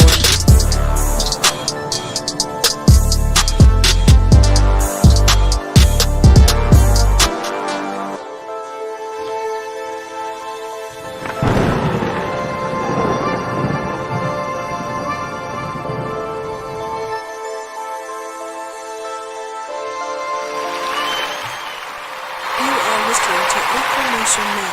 Please make sure to subscribe to this channel. Like I said, ladies and gentlemen, I'm not trying to be disrespectful here, but the reality is that even Bob Marley, respectfully, I put respect on his name, Bob Marley, before he went reggae and before reggae was created, they were influenced by American black music. And I'm going to let Pharaoh Says That break it down to you more detailed in just a moment. Let me also I just want this to sink in your head because a lot of people have never seen Bob Marley. Bob Marley is in the middle. A lot of us have only seen Bob Marley with his locks in his head. And what we know of him, we have associated him with what we would call reggae music. And he was influenced by the James Browns, all of that. And remember, a lot of the breaks in rap music came out of James Brown, who was sampled more than anybody, a black American artist who had a trombonist who was incredible. How many of you have heard of Fred Wesley? So you're gonna get truth, you're gonna get details, you're gonna get breakdowns over here. Fred Wesley was born July 4th, 1943, is an American trombonist who worked with James Brown in 1960 and 1970. Instrument was a trombone, occupation musician. When they were playing those James Brown breaks in the music, whether it was Kool Herc or any of these DJs, they were playing black American music from this black man right here who was a trombonist with James Brown. Because James Brown, what made him amazing as a foundation of our music is that he up-tempoed everything. Boom, boom, boom. Play on the one, on the one, on the one, on the one, on the one.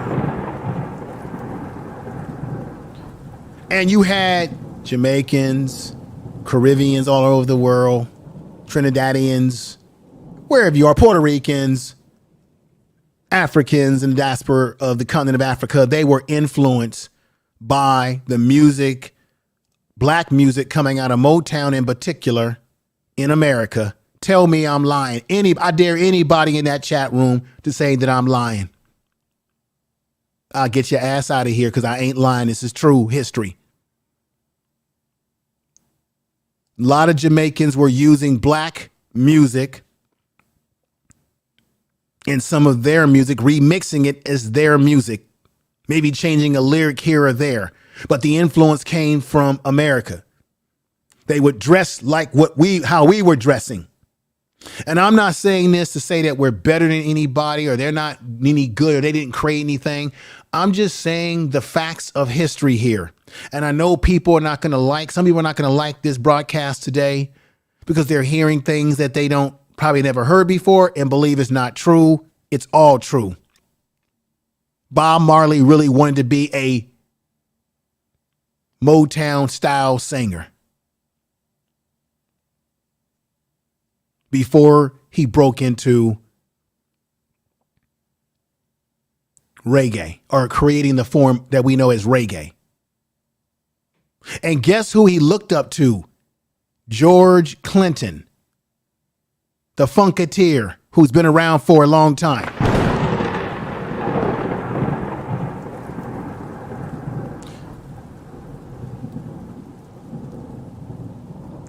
I also want to bring this up as another part of history because I don't want to be disrespectful.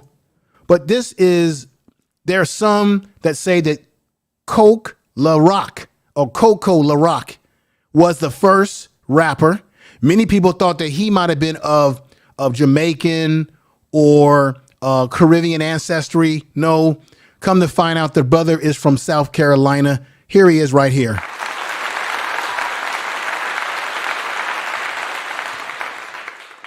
It is argued that he is the first rapper. Now, there are some rappers who were able to go commercial, but there are some that say Coca La Rock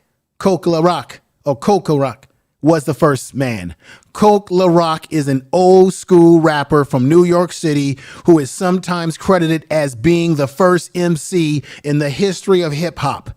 In November 2010, Coke La Rock was inducted into the High Times Counterculture Hall of Fame at the annual ceremony at Cannabis Cup in Amsterdam.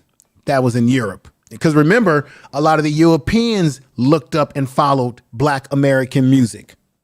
Hip hop, rap music is a Black American music phenomena that other people have latched onto and have added to and have gained some benefit from.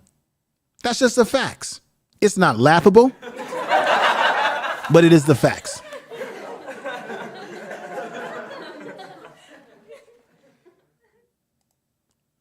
Let me go back in here and I want to give you another part of the presentation today. And when we talk about breakdancing, as they said that Kool Herc had there were a lot of people, the best breakdancers would go to Kool Herc when they wanted to show off their skills. If you were good at b-boying, you would be at Kool Herc. Now, a lot of people out there were under the impression that Latinos were the ones doing the dancing and then black people were doing the rapping. Not true. Some of the first breakdancers were black. Just like I had said earlier, and I want to put this back up here because I think this is important, is that Cornbread is out of Philadelphia. And I told George that there's some in the hip hop game that say, well, Cornbread really wasn't hip hop, but that's debatable. Cornbread, who you see right here, was the first black graffiti artist, or the first graffiti, not just black. He was the first graffiti artist, the first one that people don't know about in history. So a lot of people think that Latinos are the ones that start doing the burners. They called it burning and back in the day, putting up those tags on the subways. No, it was this man right here. You see Cornbread. It's a younger man right here.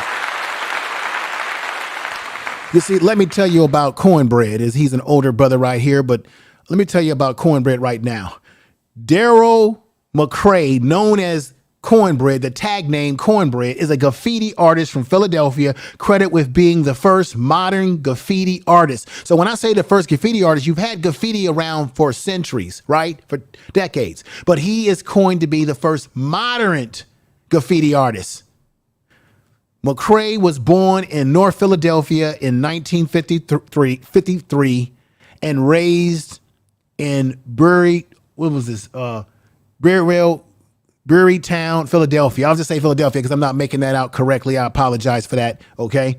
A neighborhood in North Philadelphia. So he was born and raised in North Philadelphia, and that's cornbread. So when you talk about, well, black people, y'all didn't wrap up everything. No, we did. We started the damn graffiti art, which inspired your asses. Then you may say, well, what about breakdancing? Surely black people weren't the ones that created that. Yes, we did. And I got a footage for you that's going to blow your mind in just a moment. But let me let you see this right here.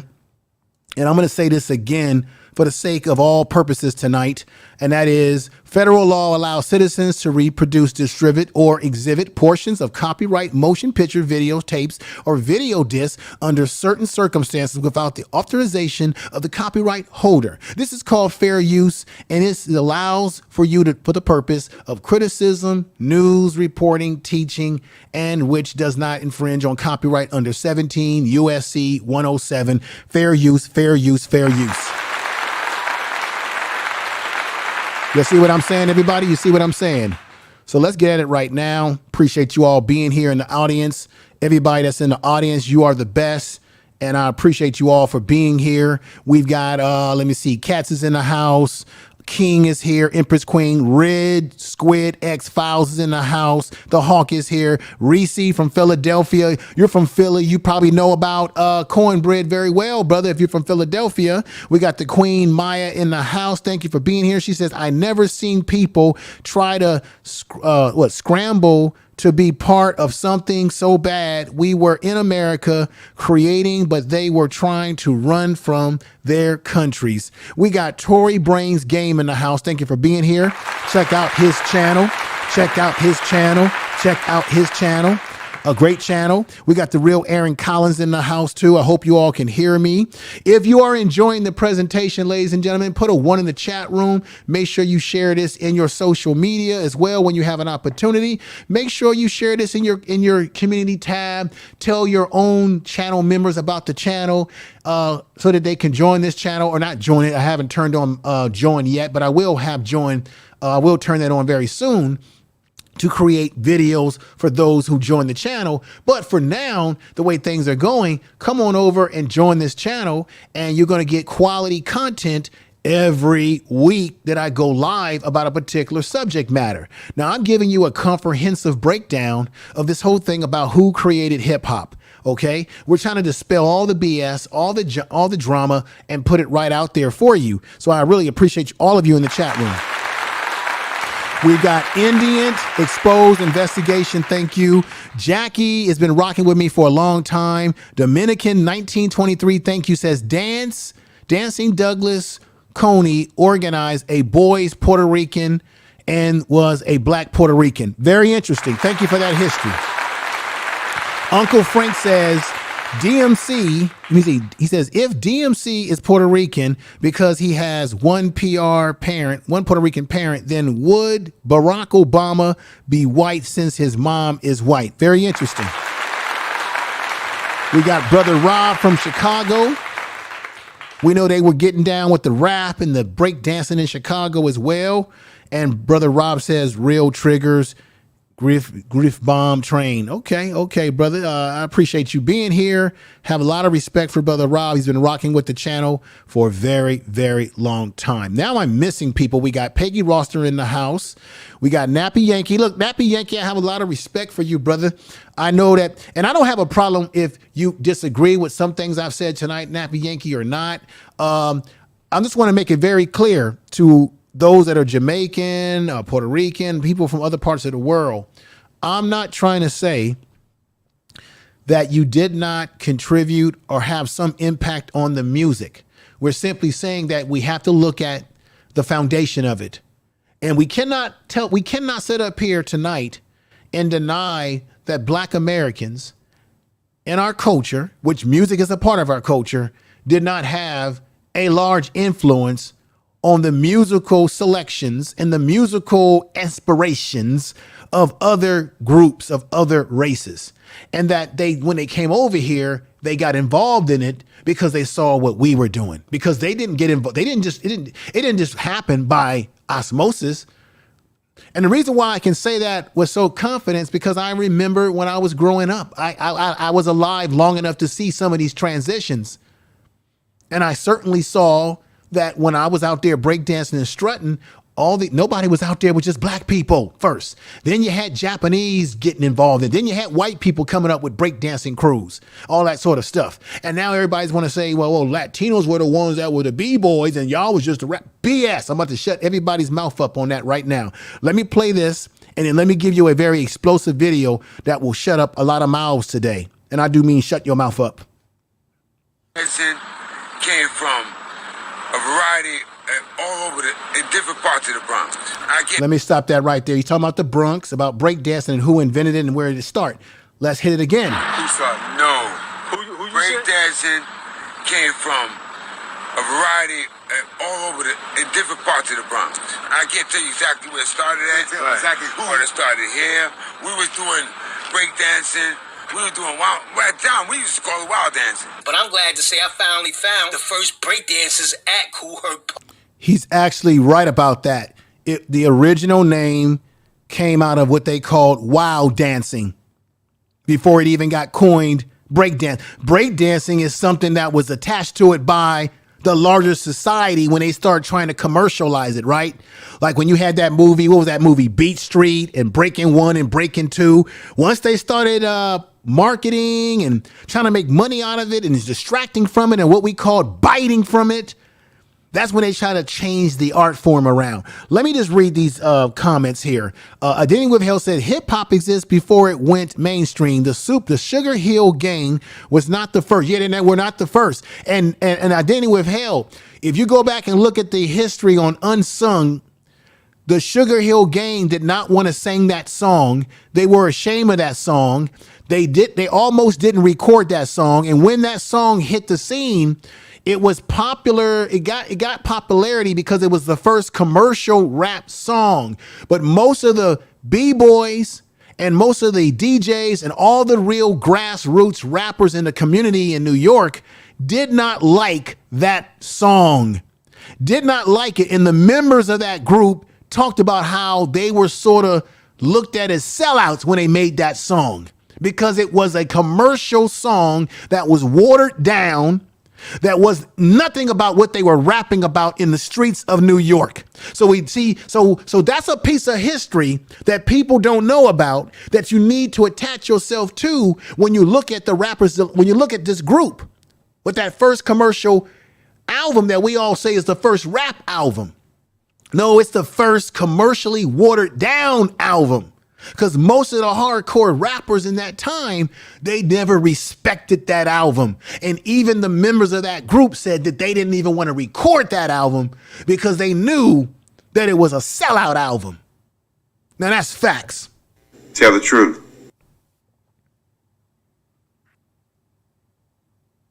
So Identity Withheld, I'm glad you brought that up. We got Carolyn Harvey who says, yeah, it did used to be Bob Marley in the Waiters. Before he was just Bob Marley, I recall, thank God for the oral history. That's right. I know my history. But I also want to thank and give credit to Pharaoh Says That, because Pharaoh Says That he met these people. And you're going to hear 2 of his audios in just a minute. He met these folks. He talked to these folks. He was around the music business. So he knows, and he's older than all of us. We're like his grandkids. Real Aaron Count says, I'm originally from Chicago, and we had pretty big breakdancing culture in black communities there in the 80s also. Right on, right on, right on. We got Cat CATT says, DMC biological mother was Dominican. He was adopted. DMC. Break down who's DMC, because I can't even think who DMC is. I'm losing my. I'm trying to put on a presentation here, and I'm losing some train of thought with that one. But you said the biological mother was Dominican. He was adopted and grew up in Africa, an African American household.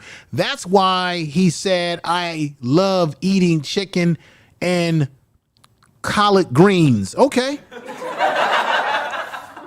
DMC. Hey, Write that person's name down, because for some reason I can't make out who DMC is right now, because I've been in this presentation and I'm trying to get to all the other stuff I want to get to before I end the presentation. We got my brother Daryl Earl Owens is in the house saying peace. Daryl, DMC, Run DMC. Yeah. Okay, thank you. DMC from Running DMC is that he's of mixed culture, Black American and Dominican culture. And he says, that was a good point. Let me read that again. Very good point. Thank you. DMC from Run DMC. Thank you. DMC biological mother was Dominican. He was adopted. Okay, he was adopted. Okay, so his biological mother was Dominican, as you said before, but he was adopted by an African-American household, and he sort of integrated himself into Black American culture. He loved eating chicken and collard greens. Okay, once again, good points. All right, Larry, the creator, Run DMC. Thank you for being here, Larry. And if you're new to the channel, subscribe, everybody. Thank you. We got my man, M Music Man 1982, coming in house saying Run DMC. Thank you. I had a little bit of a brain, fog right there for a minute, because I've been running over a lot of information with everybody. Oh, let me say peace to What We Know podcast. Let me not ignore you at all. I'm sorry about that. Just trying to stay focused on the presentation. Thank you for coming through. Let me see. We got Maverick podcast. Thank you for being here. Willis, which is my man, the Hawk is in there with the Hawk thumbnail, or the Hawk picture on his his avatar. He's in the house supporting the channel. And let me go right here. Queen Maya says, people trying to give a whole community credit based off of one person. Yeah, it looks like that. And then we got my sister here, Kiji is in the house. KDG, KEEDAG. Welcome here, sister. Keedy G. Thank you. If I'm saying that correctly, as you all know, I'm really bad with names, so you have to excuse me. Tate Master 82 says his real name is Daryl McDaniel DMC. Thank you. I know who he is now. It's come back to me. We got Uncle Frank, who is definitely a supporter of the channel, says, funny how people come into the chat trying to claim all these great artists as Puerto Rican, Dominican, but all of the people you mention are half Black. Where are the great pure breeds? Interesting. Then we got Yalpo, who's going to be on with us next week. He's got a dynamic book, Melanin. This is a sci-fi book on melanin. It's going to be incredible. This brother has a book. You can get it on, Amazon right now. You can order the, your audio book. Go and look up his book. Brother Yapo, I need you to do me the biggest favor, because I know you say you don't like doing this, but you need to drop your link to your website and to your book immediately right now, brother, because I gotta finish this presentation out, and I don't want to lose my thought of trade. See folks, so much information. I just want to maintain my thought process right now on this heavy information. But I thank you. Drop those links in there to your book and your website and all that. He will be on this channel next week with me to discuss his book. We got Indian Exposed Investigation says, I am DMC in the place to be. Go to St. John's University, and since kindergarten, I acquired the knowledge. Oh, this is tight. I acquired the knowledge. After 12th grade, I went straight to college. I'm light-skinned. I live in Queens. All right. I love it. I love the what you just said there. It's wonderful. The lyric from Run DMC.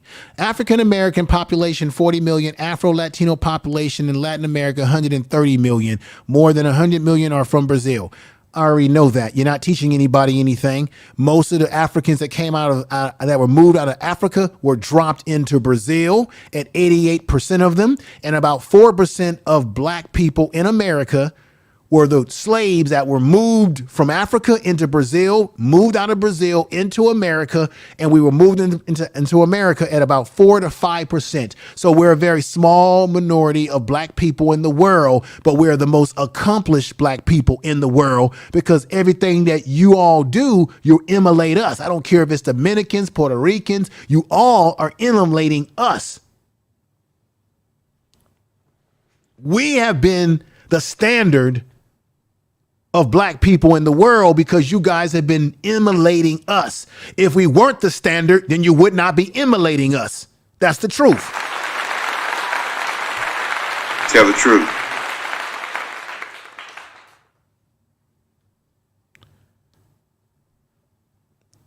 Trying to hijack hip hop culture from the FBA the way they did rock and roll. Well, we influenced rock and roll too, and we're not going to let this happen. We're going to keep pushing this forward. Now, let me bring this back a little bit.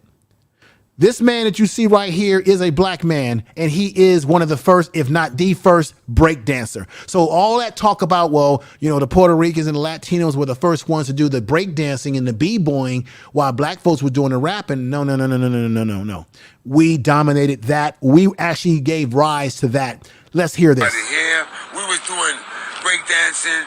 We were doing wild, at the time, we used to call it wild dancing. But I'm glad to say I finally found the first breakdancers at Kool Herc parties. Shout out to all my African Americans on the west side of the Bronx, University Avenue, Burnside Avenue, Coombs, Sedgwick Avenue. You know, from my understanding, this is where breakdance really took form. Breakdance began as a strictly African American culture. All right, now, what y'all really want to know about this thing called hip hop that the West Side created. Okay. Say it like that, you know? Okay. Because you're looking at the first break dancer. I'm talking about we went down to the floor, we did we did our thing. You know, when you ask Trixie, when you ask the original dancers who was at Kool Herc party, they make it clear it had nothing to do with Jamaica. It had nothing to do with Caribbean culture or any of that. Was Herc representing Jamaica? Like, did he have dreadlocks? No, he didn't have dreadlocks. He had a low haircut like I did. He was dressing like y'all? He was dressed like us. Like African Americans, okay. Real African American. Okay. You know, how you doing? He was not, he didn't play no Jamaican music. Now, let me ask you now, when Kool Herc would start playing that, and did he play slow music too? Would he play reggae? Nah, he wasn't a reggae guy. Wasn't a reggae guy? He wasn't a reggae guy because at that time, you know, reggae wasn't pop. We wasn't feeling reggae. Right, he wasn't feeling reggae. Nah, he wasn't feeling reggae. At least not the okay. Not to y'all, right? Because we never seen him with a reggae album. He was like mixing in with y'all then. All the way, man. He was mixing in with African Americans. Like we was amazing. Like what we were doing, our style, our finesse, how we carried ourselves. Name a couple of Jamaican artists. Bob Marley. But he ain't played no Bob Marley. Okay. Bob Marley was not enough. No. Okay. That would have made everybody go out, John. Everybody left. I want to shout out the original break dancers. And you know, it's very interesting. Why is it that the original break dancers never hardly get any recognition or credit for what they did? You know, Kool Herc, you know, he generated the music for them, but it was the dancers who was actually creating moves on the dance floor. To me, they should get just as much as credit as Kool Herc. Why is it that they are kept like unheard of? You don't really hear of the original break dancers at Kool Herc party.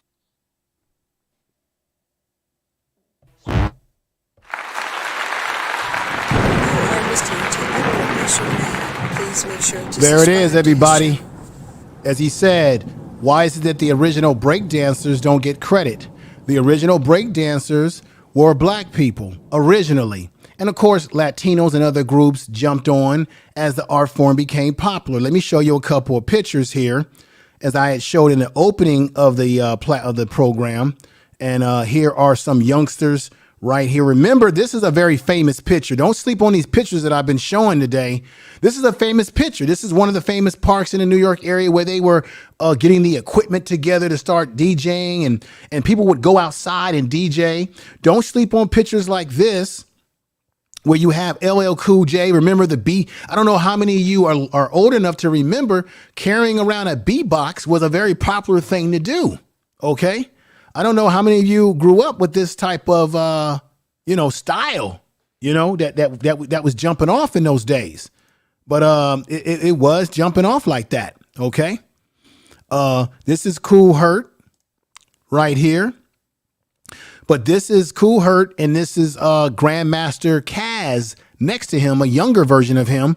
And let me play you something that DJ Grandmaster Caz said when he was being interviewed by the culture vulture himself, which is Vlog TV. And fair use here. But this will be an audio, and let me let you hear this right now.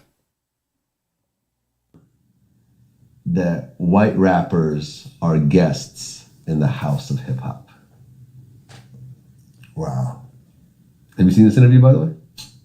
No, I don't remember hearing him say that. That's Grandmaster Caz like on the left side. Yeah, that's Kool Herc on the right side. They're not welcome in the house. No, but they are guests.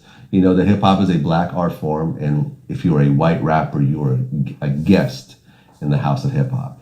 And this has sparked a lot of back and forth with a lot of different black and white rappers. Uh-huh. Some who agree, some who disagree, and it's caused some, Jamar to go back and, address some of these people and so forth.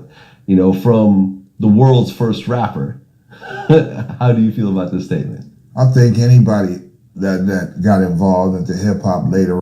Now there's some that says that Caz, and you can find this on Vlog's channel, that Caz, Grandmaster Caz, that he was the first hip hop rapper. But then, as I told you, there's the other man, Coco La Rock. There's also people saying that he's the first. And that gets back to what we said earlier when George was on, that people are in their neighborhoods and you may not know what's going on in another neighborhood because what you see in your neighborhood is your only worldview. So if you see the first guy to rap in your neighborhood, then you believe that he's the only guy. But both Coco La Rock and Grandmaster Caz are both legendary and are both pioneers, and they're both American-born, Black American foundation. Coco La Rock, people thought that he was Caribbean when he's actually from South Carolina. His family is from there.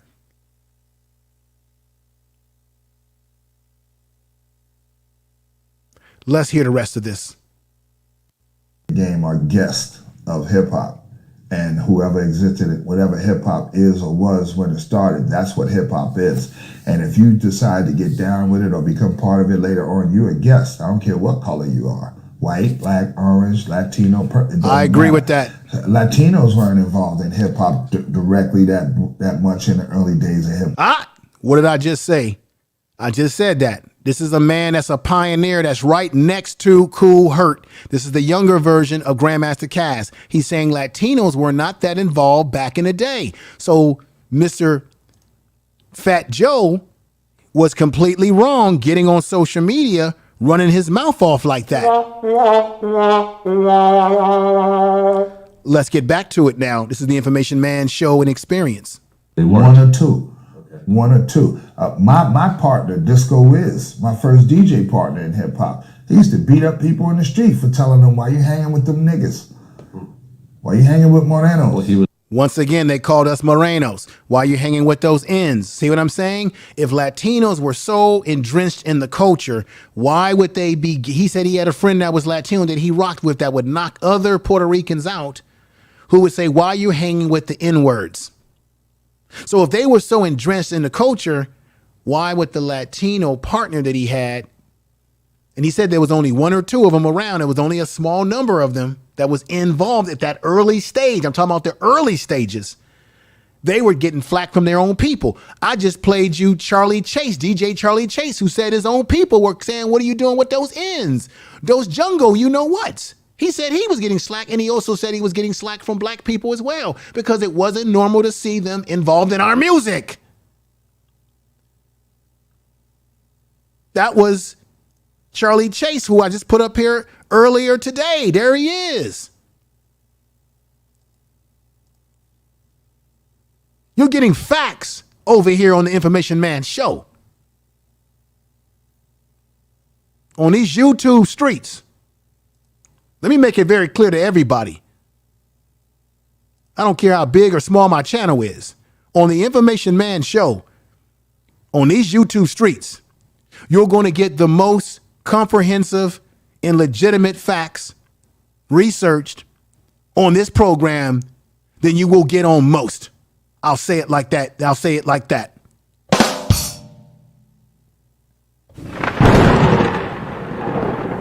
Tell the truth. Let's continue.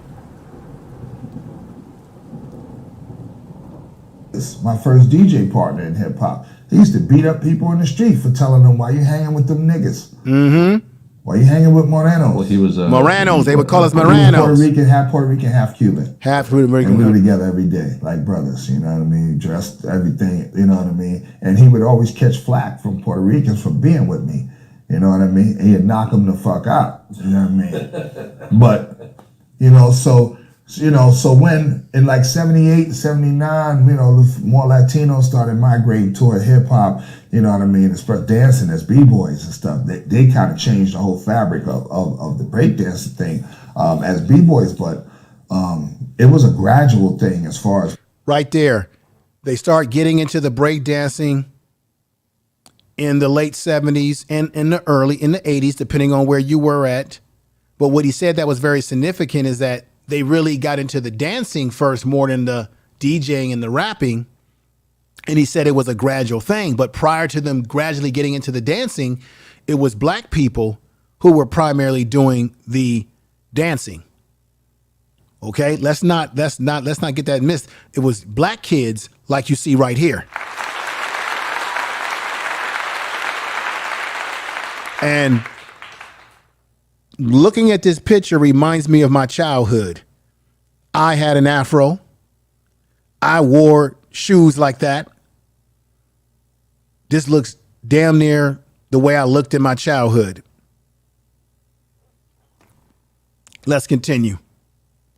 Just getting involved into hip hop. Puerto Rico was playing congas and timbales in the park while we was playing turntables. You hear what he said? He's talking about while they were doing turntabling and breakdancing or turntabling, this is what Latinos were doing back in New York where this whole thing got started. Let's play that again. I think that's very significant what he just said. You know what I mean? But, so when in like 78, 79, more Latinos started migrating toward hip hop, you know what I mean, express dancing as b-boys and stuff. They kind of changed the whole fabric of the breakdancing thing as b-boys, but it was a gradual thing as far as Puerto Ricans getting involved into hip hop. Puerto Rico was playing congas and timbales in the park while we was playing turntables. That's right. So they are tell the truth. Sure. In the hip hop. So would you say that Lord Jamar is a guest in the House of Hip Hop? Is it because you got in later or because you're not black? Because he got in later, based on your definition.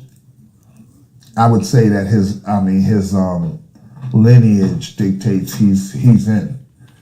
His like lineage? You can't be you didn't have to be a slave, but if your father was a slave, your grandparents were a slave, you come from slavery. You're a descendant of slavery. Jamar's a descendant of hip hop. It's his natural birthright to be a part of this culture. Information is power.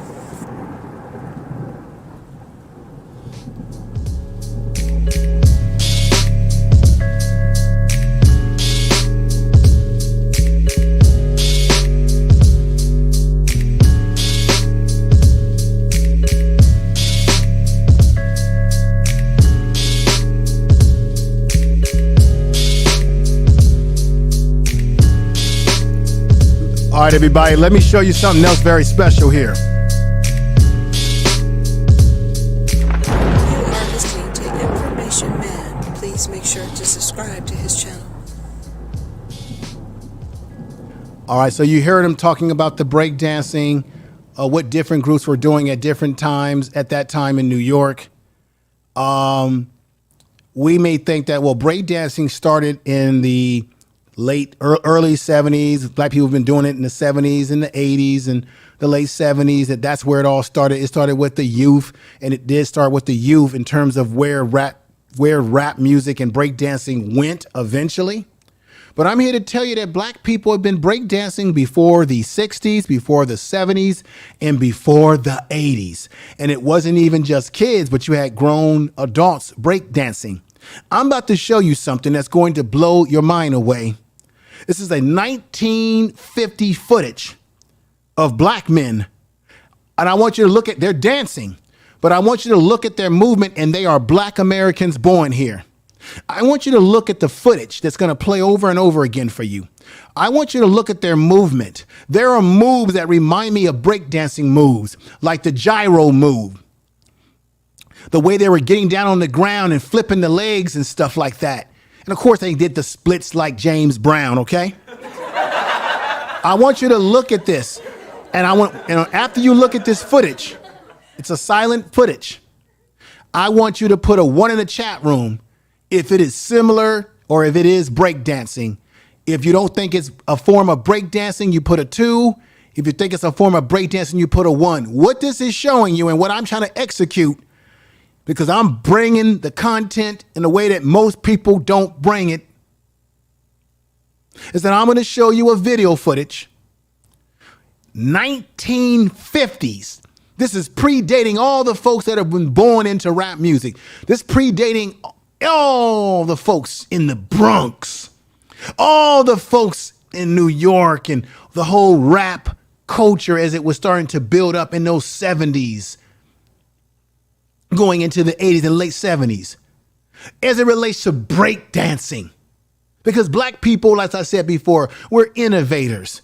We influence everybody. I already showed you how we influence Bob Marley and Jamaicans who have used black American music in their songs in the early days. Well, ladies and gentlemen, breakdancing in this form of dancing, I've heard people say, well, you know, Latinos were the ones that would breakdance. No, black people have been doing this stuff for years. What I'm going to show you shows you that black people were doing this type of stuff even before the 60s and 70s and 80s.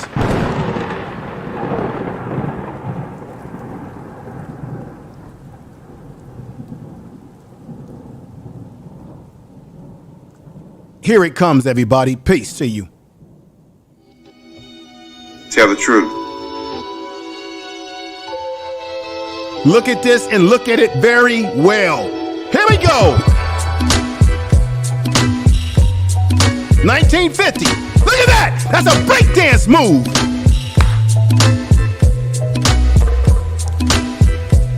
Look at that. Look, that's breakdancing. That's breakdancing, y'all. Look how he flipped the leg. Watch this. Look how he flipped like that. Flip the leg. That's breakdancing. That's breakdancing, y'all.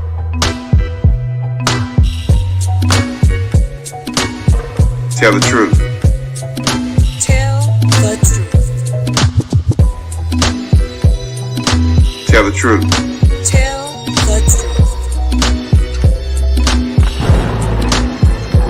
the truth. Tell the truth.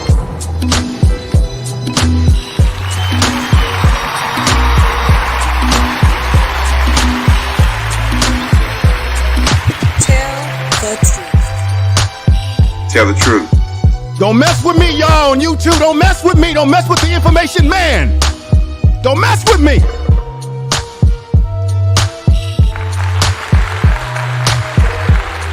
Don't mess with me.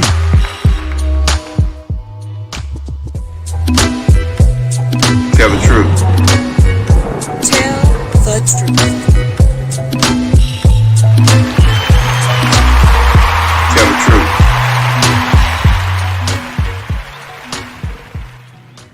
Don't mess with me, YouTube. Don't mess with the information man. Don't mess with me. I don't have that name for no reason.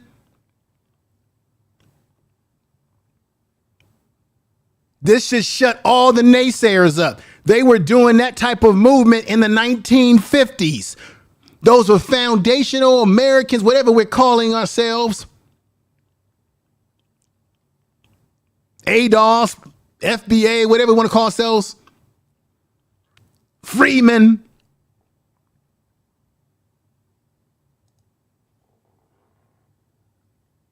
I told you, don't play around with this program today.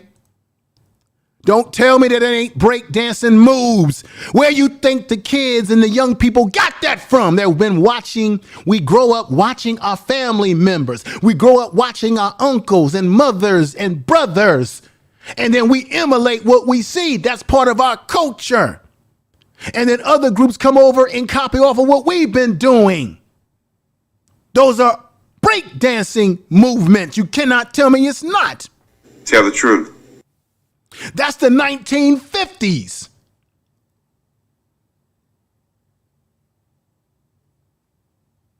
If you think that's a form of breakdancing, you know it. You put a 1 in the chat room. If you think it's not, you put a 2. But I'm sorry if you put a 2 because you're wrong. Tell the truth.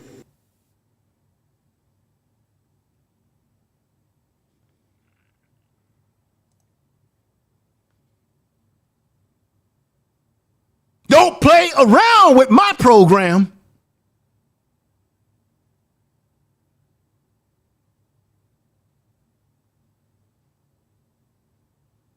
I want to thank the real Aaron Collins.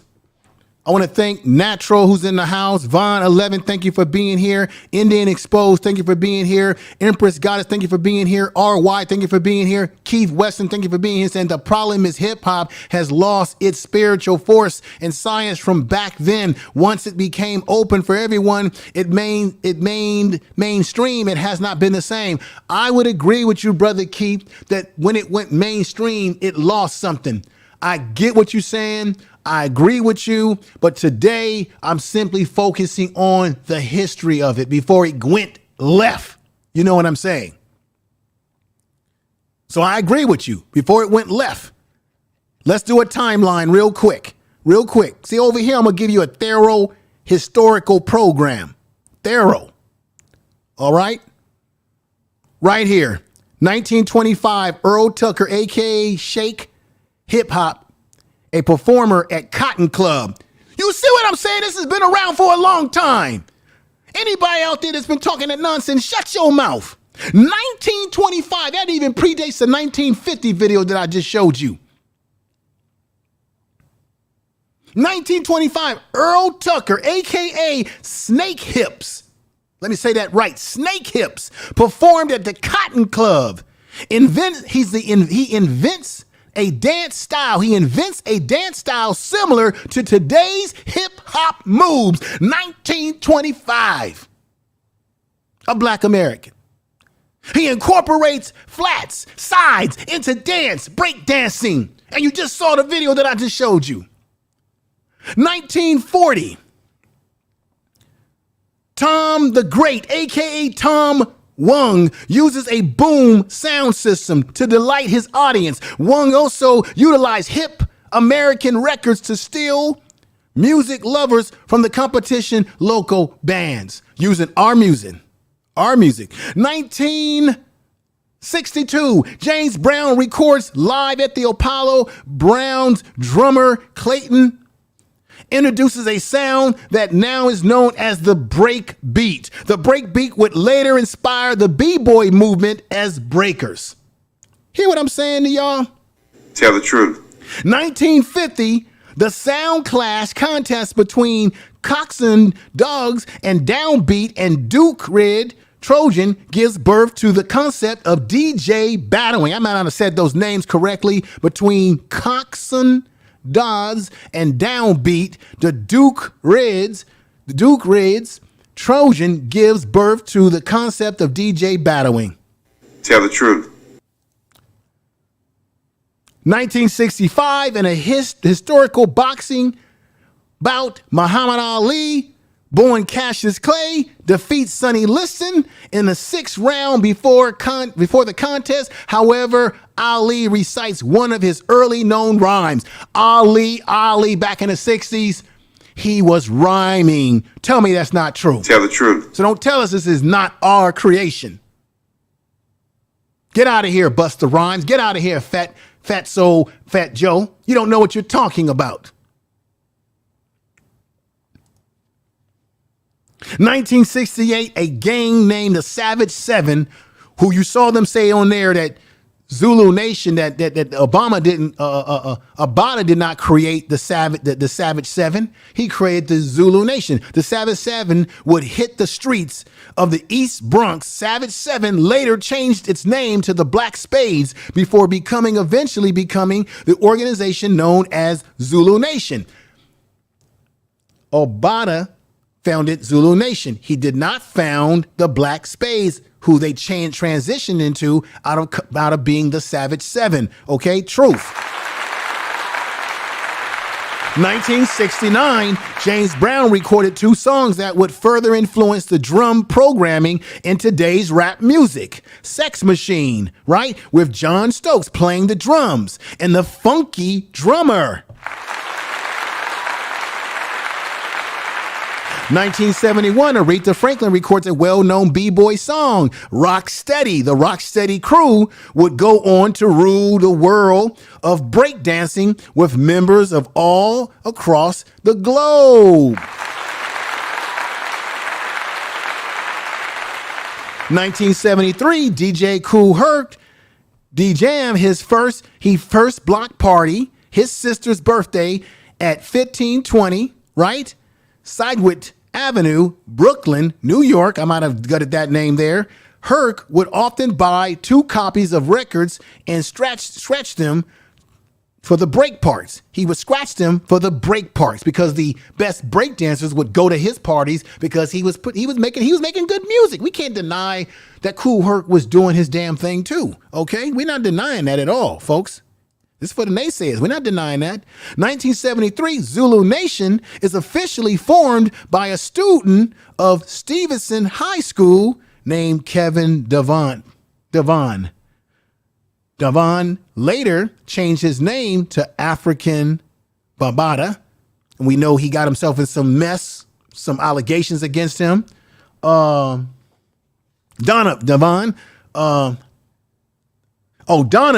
Let me say that correct. Real name is Donovan, who he later changed it to the African Bambaataa. Donovan is his real name, if I'm saying that correct.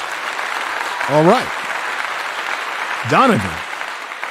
Let's get that correct. 1974, Gil Scott-Heron released a Winter in America after seeing DJ Kool Herc perform at a block party. Grandmaster Caz, who you heard speaking, and Grandmaster Flash and African Bambaataa started playing at the parties. 1975, Kool Herc is hired as a DJ at a club. Now, he later gets Coke LaRock, who I said earlier, some say that he was the first MC, Kirk LaRock, to excite the crowd in his pleas and with his rhymes and his way that he got the party going. All right, DJ Ricks in the house and Hell Turn It Out without a doubt. That's some of the things that he was saying out of his mouth. 1976, DJ African Bambaataa performed at Brooklyn River Center. Bambaata's first battle against Disco King Mario sparked off the DJ battle that is now embodied in the culture. It's been ingrained in the culture, should I say. There we go. Once again, 1977, the Rocksteady crew, the most respected b-boy crew in history, formed by original 4 members, JoJo Jimmy, D-Easy Mike, and Peabody at that time, 1977. 1978, Curtis Blow, who was being managed by Russell Simmons, decided to hire Simmons' brother, Run, as his DJ. How many of y'all knew that Run was a DJ first? Run was so called because he could cut so fast between the turntables. How many of y'all knew that Run of Run DMC originally got himself involved in DJing, and then eventually they formed that incredible group as we know as Run DMC. Let's go to the next one right here. Next one, as you're learning your lesson today, 1979, Grandmaster Flash formed one of the most influential rap groups ever, the Furious Five and Grandmaster Flash. That's fantastic.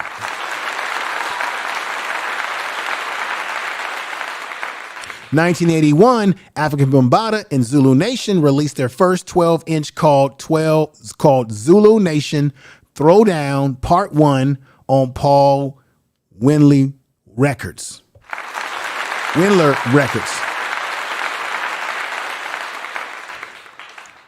And 1983, Ice-T helped pioneer gangster rap in the West Coast with his rap core single Body Rock and Killers. Now, this is true. A lot of people don't know this. Ice-T is actually the first originator of gangster rap coming out of the West Coast. It wasn't NWA.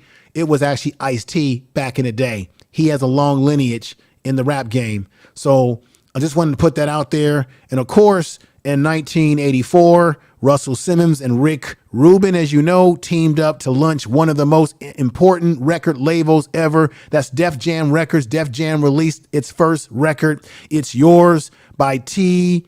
La Rock, followed by LL Cool J, everybody. 1985, Sugar Hill Records goes into bankruptcy. The Sugar Hill recording goes into a bankruptcy and is forced out of business. Salt and Pepper make their first appearance on Supernatural, the show stopper. Whoa. 1987 followed the release of Boogie Down Productions. Criminal-minded LP Scott LaRock is shot, killed in South Bronx while attempting to settle a dispute. That's a shame. May he rest in peace or power. 1988, after years of being neglected, the mainstream media, hip hop, gets its own show on MTV called Yo MT Raps. How many of y'all remember that? The last one right here, 1989, after a lifetime battle with crack addiction, Cowboy, a member of Grandmaster Flash, Furious 5, dies at the age of 28. May he rest in power.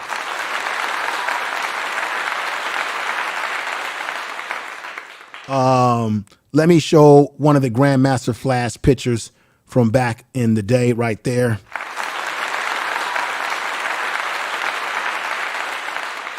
And this is the history, everybody, but I got some goodies for you, some goodies more for you as before I end this podcast. Oh, no, I'm thinking about my other channel. Before I end the broadcast today, that's Grandmaster Flash. This is the color version of the brothers hanging out in the streets there.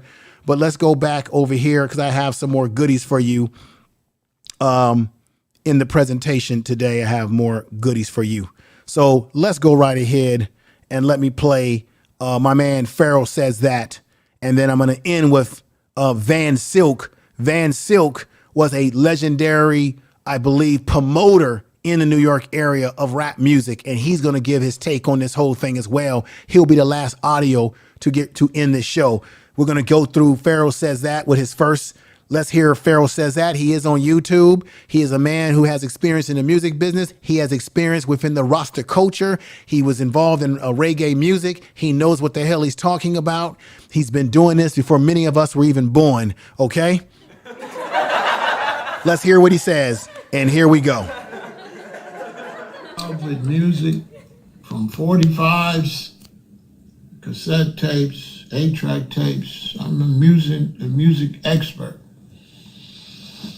And African Americans have had a long history in the music way before the migration of a lot of Jamaicans to America. Most of my Jamaican brethren came here in the 70s.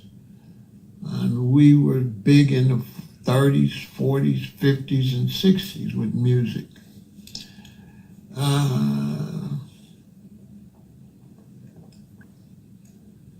This is a little crazy.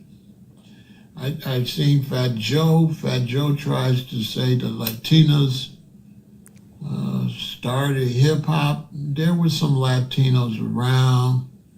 Started? No. Hip-hop is Black American. It's Black American, as he said. Thank you for the super chat. We got Sir Hale Speaks Network, $4.99. I appreciate you, brother. Appreciate you. Appreciate you. Make sure y'all check out Sir Hell Speaks Network. Great channel. His wife is great. Everybody over there is great. He has great conversation that we all need to hear and need to work through when it comes to dealing with male and female issues and our relationships with each other. He has a wonderful show. He's given me nothing but respect. He will be back over here. Many of you were loving him when he was here before. He will be back on here with me, as well as Black Man Unfiltered will be on here with me very soon. And What We Know podcast. That whole crew over there is fantastic. Thank you. Thank you for your support. Sir Hell Speaks. We got Robert Benjamin saying, Information Man, I'm from Vallejo, where I saw a lot of pop locking in the Bay Area. The late 70s. Should pop locking be the sixth pill? Yeah, I think pop locking is also part of, and I'm from the Bay Area too, my brother, and I was breakdancing and all that out. So then you should remember Demons of the Mind. See, I go way back. Don't let my baby looking face fool you. I got a little gray hair on my head. I go back to the Demons of the Mind in the Bay Area. You remember that group, that robot, that they were a dance group?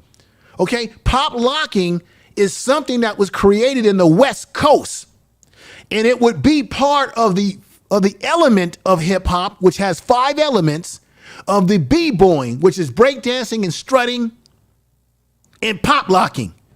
So I think it all goes into one encompassing of being a b-boy or a dancer. So I think you're making some good sense. You're making a good point here. Maybe it could be a 6th element. I don't know.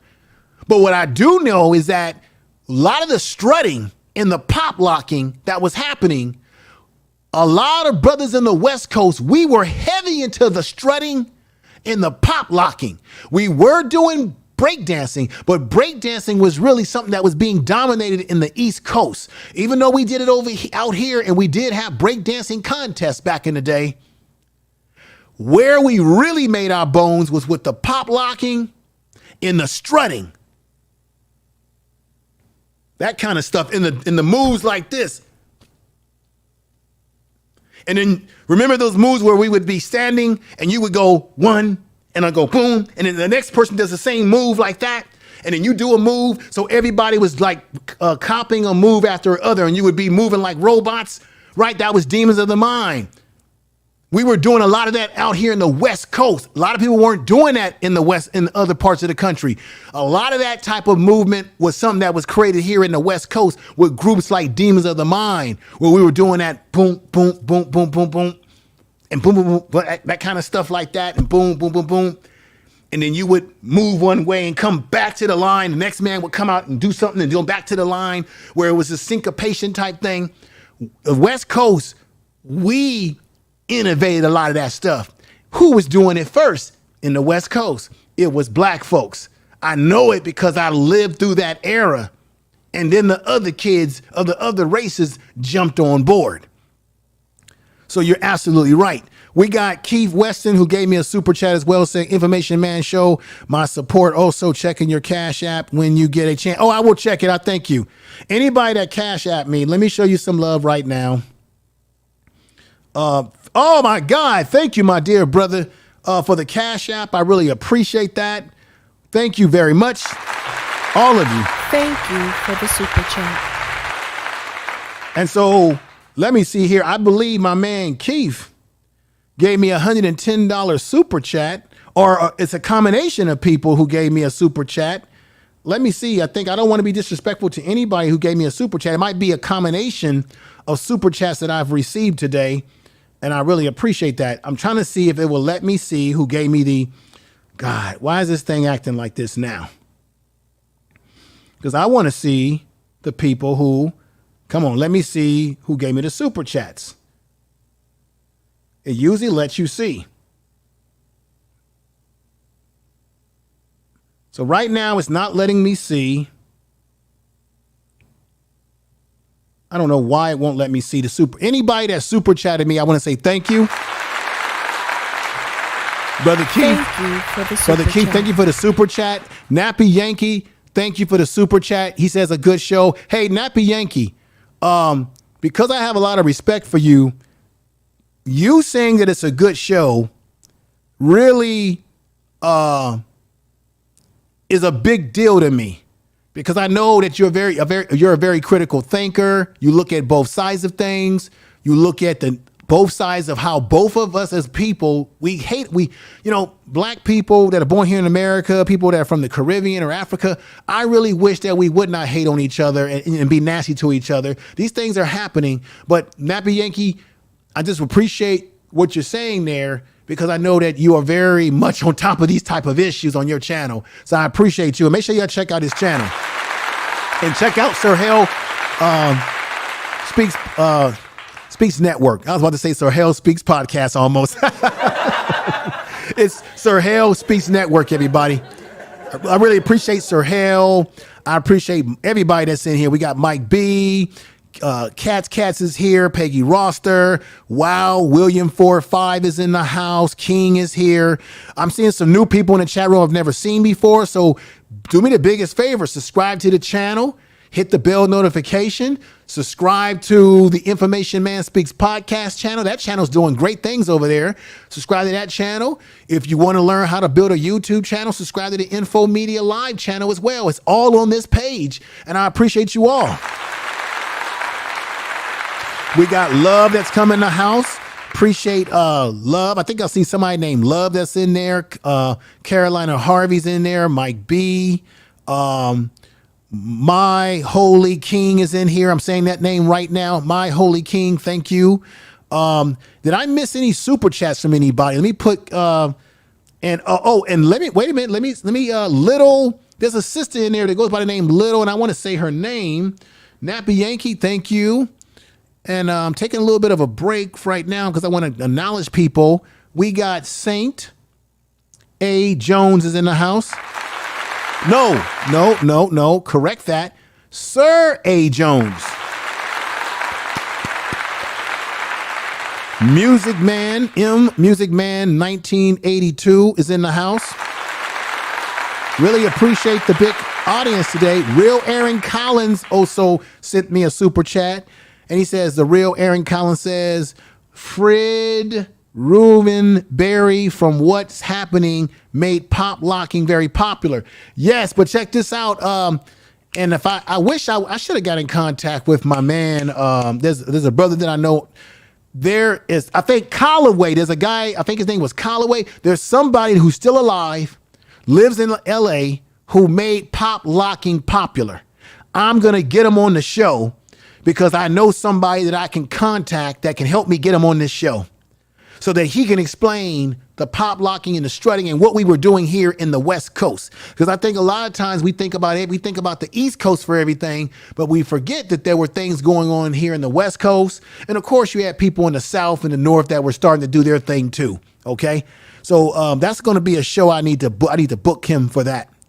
Let me see. Did I miss any super chats? And I apologize if I did.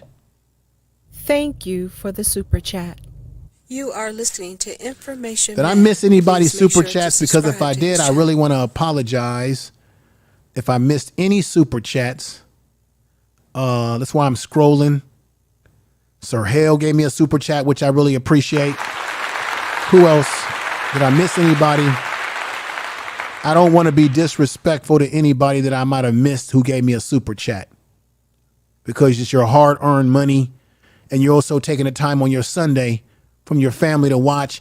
Oh, we got Sister Chick. Let me see. I got to say her name. We've got, there's another sister. Oh, there's Deborah Guns, who's in the house. There's another sister that's been, Larry, Anything Goes LLC gave me a $12 super chat saying, let us not forget that FBA rappers like Dynamite and Muhammad Ali. Dolomite and Muhammad Ali. Dolomite. Yeah. Dolomite is also someone that you have to put in the poetry of rap music as well, in terms of his flow on his comedy albums, as well as Muhammad Ali. Now, Muhammad Ali never saw himself as a rapper, but young people saw him that way because he was doing a form of rap very, very early on. We have Little Hurdle is here. I hadn't had a chance to say your name. We have Rooster Reggae Girl in the house. Rooster, Reggae girl in the house. Thank you for being here. And let me see if I can make out these names. It's tough. It's tough. We got Carolyn 2-Star. I think it's Chica Carolyn 2-Star. If I'm saying the first name wrong, I apologize. But I want to tell you that I've seen you in the chat room. I appreciate you being here. And let's finish what Brother Pharaoh says that is saying. Let's go with it now. It's not Puerto Rican. It's not Cuban. It's not any Hispanic. It's not Caribbean. Hip hop is Black American, where you rap like a Black American and where you rap over break beats from James Brown, who was a Black American. Okay? You can't take James Brown beats and loop his beats and then say, and give more credit to Kool Herc than to James Brown. James Brown gets all the credit according to Kool Herc. Also, Kool Herc wasn't the only DJ. There's a lot of DJs doing it before Herc, but they was mixing break beats and stuff, but they was playing a disco. Kool Herc just started playing, just the break beats, but Kool Herc too was emulating an African American. I met Kool Herc. I have a picture with Kool Herc. And Kool Herc emulate an African American. Many of the brothers from the Caribbean hid their accent to rap. Busta Rhymes, in the video where he's talking, he says he watched the Latina, and then Busta Rhymes said, then I started feeling comfortable where I could be my real self. So my question to Busta Rhymes, if you got comfortable so you could be your real self, who was you at first? You was me, bro. Buster, you was me, and before you got comfortable to be your real self, which Busta Rhymes is lying. And Busta Rhymes is disrespecting his own Caribbean culture. That's true. Busta Rhymes is disrespecting his own Caribbean culture. Busta Rhymes is lying, because I've been doing this a long time. Busta Rhymes did not start showing that he was a Jamaican because of Hispanics. Busta Rhymes started showing he was a Jamaican because of Supercat, because of Flex. Time to have sex. I did say Supercat, and I know Shine is another person that's very significant that Nappy Yankee brought up, that Shine was the first, and I do acknowledge what Nappy Yankee said. Let's get back to it. Tell the truth, okay? Tell the truth. Information is power. When the Jamaican brethren broke through their own style, that's when Busta Rhymes and Heavy D and them started showing everybody they was Jamaicans. When the people that really came with Jamaican culture got into the music, Supercat, one of the main ones, Shinehead, that's the one that Nappy Yankee was talking about. Shinehead, that's right. Shinehead was big. This man has been in the business, folks, that's talking to you. Listen to him. And this is when Busta and them said, oh, I could be a Jamaican. Other than that, he hid it. You never knew Busta was a Jamaican. You never knew Biggie Smalls was a Jamaican. And many others, you never knew they were Jamaicans. They hid it. On the side note, Busta Rhymes is not a great lyricist. He's a great performer.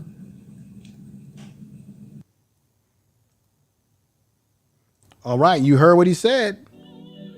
Now let's hear the next part.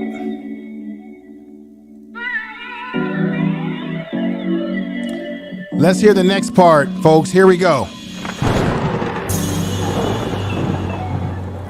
Your accent and you rap like me, then you're imitating me. And so brothers and sisters that came from the Caribbean, they were emulating me. Not only did they come up here and imitate me, but they imitated us before they started doing rap music.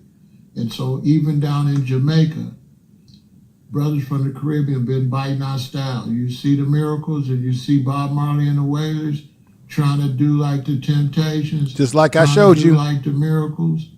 Here we go. Right? You see that? Now this is before reggae. This is before reggae. Right? That's right there. This is before reggae. As I said before. And this is people in the Caribbean trying to be like me. Trying to dress like me. Trying to sing like me. And all down in Jamaica, you was down there singing Curtis Mayfield. Right. The Temptations. Right. And a large portion of your reggae songs are African-American songs. Just like I said. And I've been doing reggae when you was a baby. Mm-hmm. And a lot. This man has been in the music business.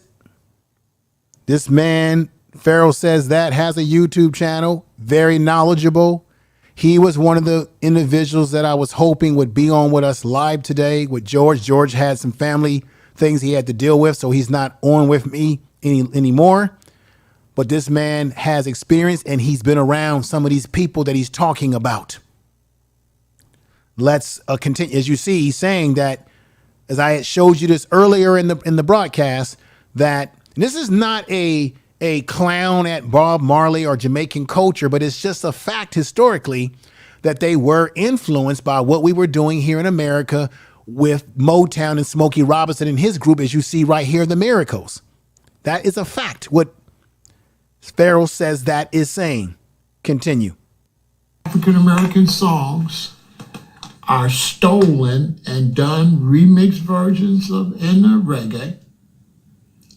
And they all copy me. They dress like me, they talk like me, they walk like me, and they do everything like me, including you, David. If you're from the Caribbean, you're trying to be like me. You're trying to be like me. I'm not trying to be like you. And that people tell the truth. Us. We're the kings of the black race. We are the ones that set the standard for black people around the world. Black people all around the world, they follow us. We're the trendsetters. We're the most famous black people. We're more famous than any other black people.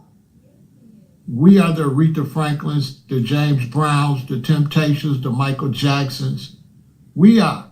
There's no comparison. When Bob Marley came here, he said he wanted to be like George Clinton. George He Clinton. went to see Parliament Funkadelic. That's facts. And that's why Bob say, play I on the R&B. That's Bob Marley right there in the middle. He wanted to get on the R&B station. He wanted to get our attention. See what I'm saying? Because Bob, as I showed you, been singing doo-wops with conch hair, trying to look like Smokey Robinson. Facts. They were singing, as he said, doo-wop music, just the way black people were singing it. And he said the conch hair. That was influencing people, other black people around the world. It's a fact. And even in England, black people who lived in the UK, they were influenced by the music that was coming out of Motown. And to this day, the most popular music in the UK, even amongst white people, is that music coming out of the UK. They play it at their soccer games. They revere the damn music. That's why a lot of when they had the English invasion of rock bands in America, those rock bands were influenced by James Brown, Little Richie, and all these other black performers who were what you would call foundational black people. That's the damn truth. Tell the truth. Let's continue on. Right? All right, everybody. Woo! It's been a long show. Now, I'm going to go out with a crescendo right now. And a last part of my presentation will be a conversation with Van Silk, who happened to call in. I think Tariq was doing, I think he sometimes has these spaces on Twitter, and then he'll repurpose it into a YouTube video. And no matter what you think about Brother Tariq, whether you like him or you don't like, whatever your criticism of what Tariq is doing, and when it comes to the whole talk about tethers and immigrants and people who come over here who bite off of us and all those sort of things. This portion, this is not what this is about right now. I want you to heavily focus on the caller who called into or who went into the space and spoke to him and what he said. This is Van Silk, who, from what I understand, is a legendary promoter in those days of hip hop music. Now, you do have Italians who are now trying to squeeze themselves in and say, oh, we created hip hop because you guys are using these gangster names. That's the gangster rappers who did that. That's gangster rap music. In the early days of rap music, rappers were not coming up with names that were related to Italian gangsters. That's these guys that are trying to be gangster rap, trying to associate themselves with that sort of culture of gangsterism, which is a negative for our people. Okay, that's not the real source. Now he's going to talk about a guy named Sal who gave black people a place that they could break dance and do their thing. But he's not saying that Italians actually somehow contribute to rap music. No, they didn't. If anything, Italians were calling us moolies, calling us the N-word, and they were pumping drugs in our community. Remember in the Godfather movie where he said, don't give the drugs to our people. Give it to the moolies, give it to the N's, put it in their community. And that's exactly what they did. You know how they got us hooked on drugs is that they were selling heroin. And who was getting hooked on the heroin? It was the musicians, the jazz musicians, Billie Holiday, who got hooked on that smack, as they called it at one time, because the Italians, these immigrants who came over here began to prey on black society when they got tired of fighting each other. Because remember, the Italians were fighting the Irish. They were all fighting over bootleg liquor and prohibition and gangster. They were the ones that brought all this violence and this gangsterism here in the first place. And then once they got tired of fighting each other, you all saw gangs in New York, but you can look this up historically.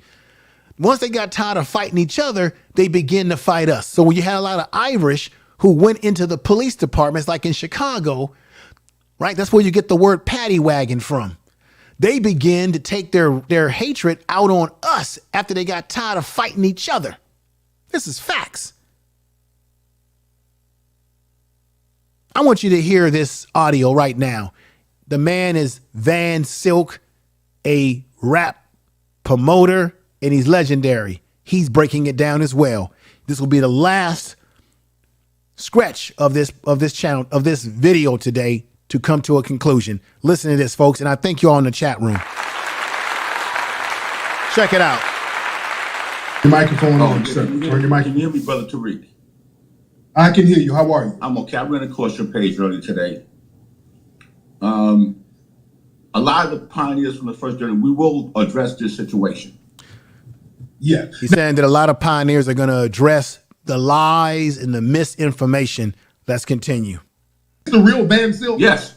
Van Silk. Shout out the real Van Silk. A legendary promoter from New York. Promoter from New York. What's going on with you, brother? Van Silk. I was listening to you earlier today on your YouTube page, and it's sad that was even said. I'm not going to call names because I'm not going to rock no boats right now. Right. But I know in 73, 74, 75, it was Kool Herc, Coco Rock. Coco Rock, who I talked about. Nigga Twins. Yes. I talked A1 B-Boy Salsa. Windu. I talked to Trixie. No, all of them. There was no Hispanics B-boy then. A lot of people get the graffiti mix up. Like you mentioned Cornbread from Philly. He wasn't part of hip hop. Yeah. Phase 2, one Cornbread. Right. That generation was part of the hip hop culture. Even my brother that we buried 4 months ago, K. Sling, when he was 15 Cornbread was a legendary graffiti artist. CFA, and Tracy 168 and all that. But like the Stay High, 223, 149 and Super Cool, they wasn't part because that was real old generation. But yeah, I can tell you because I lived it and I was there. I'm telling everybody that's listening. I talked to Charlie Chase from the Cold Crush Brothers, and he came around 77 and 78, At one point, he was the DJ for the Furious 4. That's right. And he was the Charlie DJ Chase. He joined Grandmaster Flash. Right there, Charlie Chase. For about 6 months. He was the DJ. Disco Wizard with Grandmaster Caz. Ruby D is the first Puerto Rican MC in hip hop. Yes. And he's from the Fantastic Five. Ruby D is the first Latino MC in the history of hip hop. Ruby D. There was only a handful of these of Latinos or Puerto Ricans that were involved in the conception of hip hop. It was mainly dominated by Black Americans. Let's continue. Whip is Puerto Rican, and Whip didn't even want the people. Whip didn't even want the members of the group that he was Puerto Rican then because he think he was going to be accepted. And see, a lot of people don't understand. They trying to push the timeline. Like me and Shaw Rock was talking about it. We talk every day. Me and Melly Mel's upset, but he ain't gonna say nothing right now. But the whole point I'm trying to say is you can't push the timelines after records. Everybody is trying to push the timelines after records. You got to go before. Because Van, what I see, Van, they get everything that happened in the mid 70s. They jumble it up. What they say is, well, Kool Herc had a party in '73. There's this dark area that don't nobody know what happened, and then records came out in '79, and then they build everything off that. But you know what we need to know. Hey, Tariq, just go ahead, if you ain't over 49 years old, and if you ain't over. Stop right there. Key thing. If you're not over 49 years old or 50 or even more older than that, then you really did not see the elements of this. You don't have the frame of reference. You didn't see it. There's a difference between reading about it and hearing someone talk about it and actually living through the era. I lived through some of this era. I'm way over 50, 49 years old. So I saw some of the things that were forming, not only what was happening over in the New York area, but I saw in my own neighborhood how what was happening in New York was having influence with us in the West Coast.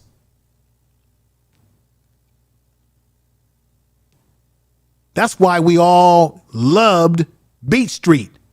Hippity hop, hop, hop, Beat Street. And if you ain't 60, you ain't witnessed nothing in hip hop.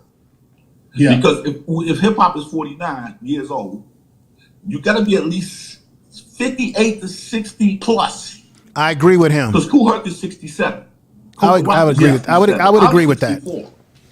Red Alert is 66. I would agree with that because they were alive, involved in it. Kool Herc's first party. Now, Ben, did you see Grandmaster Flowers and Pete DJ Jones in the early 70s? I know. Flowers was Brooklyn. And I'm gonna say something. Pete DJ Jones, I knew well up until his death. I seen KC because Jones had his club right up the block from Disco Fever. And as we were speaking of Sal had a club in the Bronx called Disco Fever in the 80s. Sal's contribution was that he had a spot that we could go to that the police didn't bother us and activities that we all did.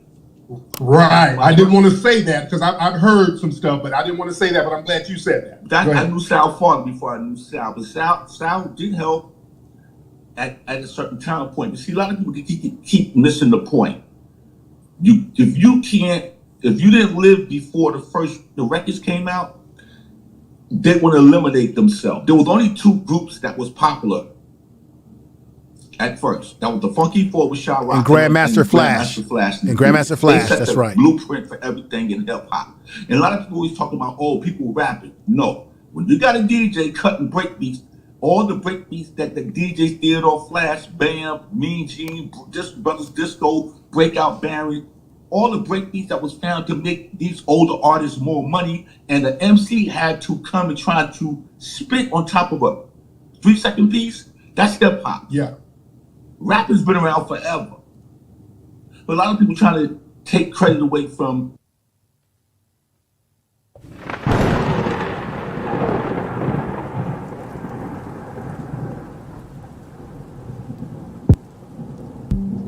I get no better. Sometimes it's hard to keep my head up. I get so fed up. Sometimes it's hard to keep my head up, but I still try. I get so fed up.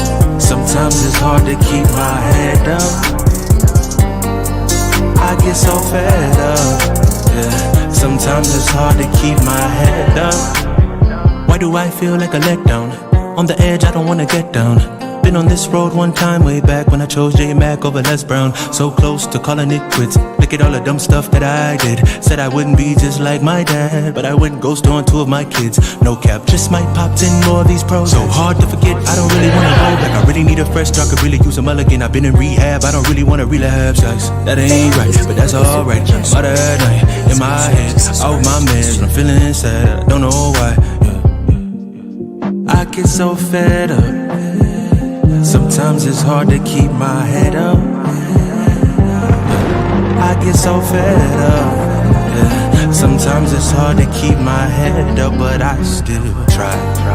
I get so fed up. Sometimes it's hard to keep my head up. I get so fed up. Yeah. Sometimes it's hard to keep my head up.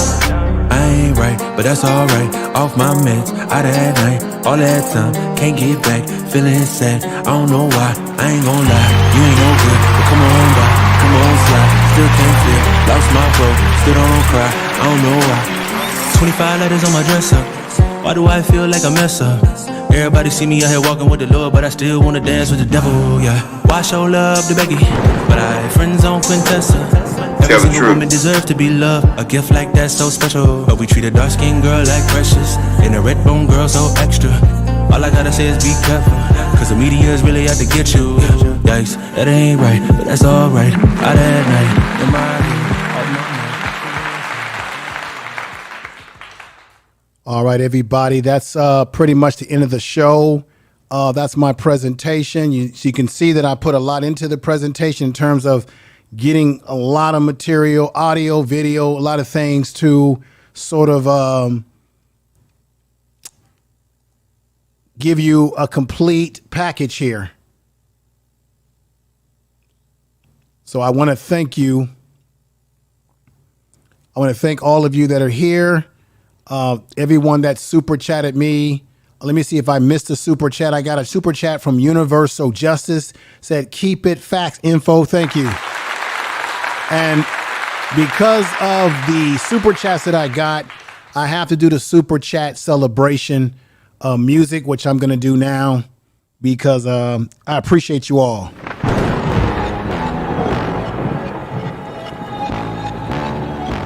Tell them run it up.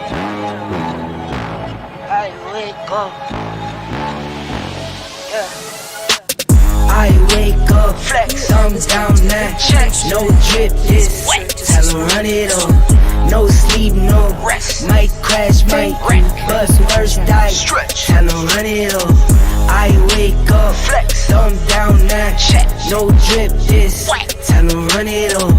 No sleep, no rest. Might crash, might but first die. Tell them run it up. 9 out of 10 roll through my hands, I'm by my lonely. Turned to a savage, now my baby wants to hold me. I love my fans, don't need no friends, I got my own. Tell the truth. Thought I could trust you, I find out you tried to zone me. I'm number one up on that court, I'm Nick McGrady. The first one in, the last one out, can't call me lazy. Put in my hours, send the invoice and they pay me. I need 6 rings like MJ and Tom Brady. I wake up, flex, thumb down that check. No drip, this tell them run it up. No sleep, no rest. Might crash, might wreck, but first die. Tell them run it up. I wake up, flex, thumb down that check. No drip, this tell them run it up. No sleep. I want to thank you all for joining the program today. I hope that you got something out of the program that was worth your time and worthwhile. Make sure you share this video. I put a lot into this video, a lot of energy into this video, a lot of thought into this video. And I think the world should see the video.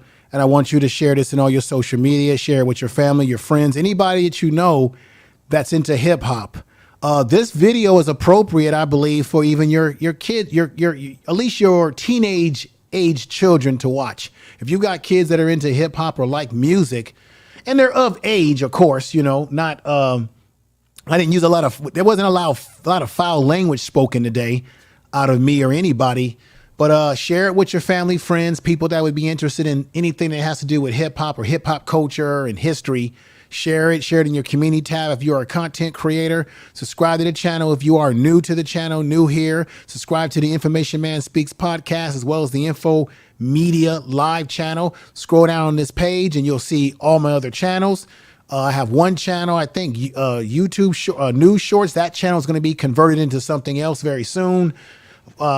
I don't know exactly yet, but I'm thinking about some things. But please support this channel and support the video being put out there, because that's how the channel grows. That's how people get the word out. This is information that's very important. You know, I'm not over here talking a bunch of trash. This is history. This is reinforcing and changing and doing some status correction here on information that's being falsely put out there by people who are in the entertainment business who should actually know better. But maybe they don't know because they don't really know the history. Like Van Silk said, if you weren't born, if hip hop is 49 years old, then you need to be at least 50 or older to really have lived enough period of life to have seen some of the early transitions in hip hop. So I hope this was a pleasant video for you to watch. You got a lot out of it. I want to ask you right now, those of you in the chat room, if you felt this video was worth your time, you got something out of it, put a 1 in the chat room, put a 2 if you didn't get anything out of it. I hope not, but I think I did my best to put out what I could.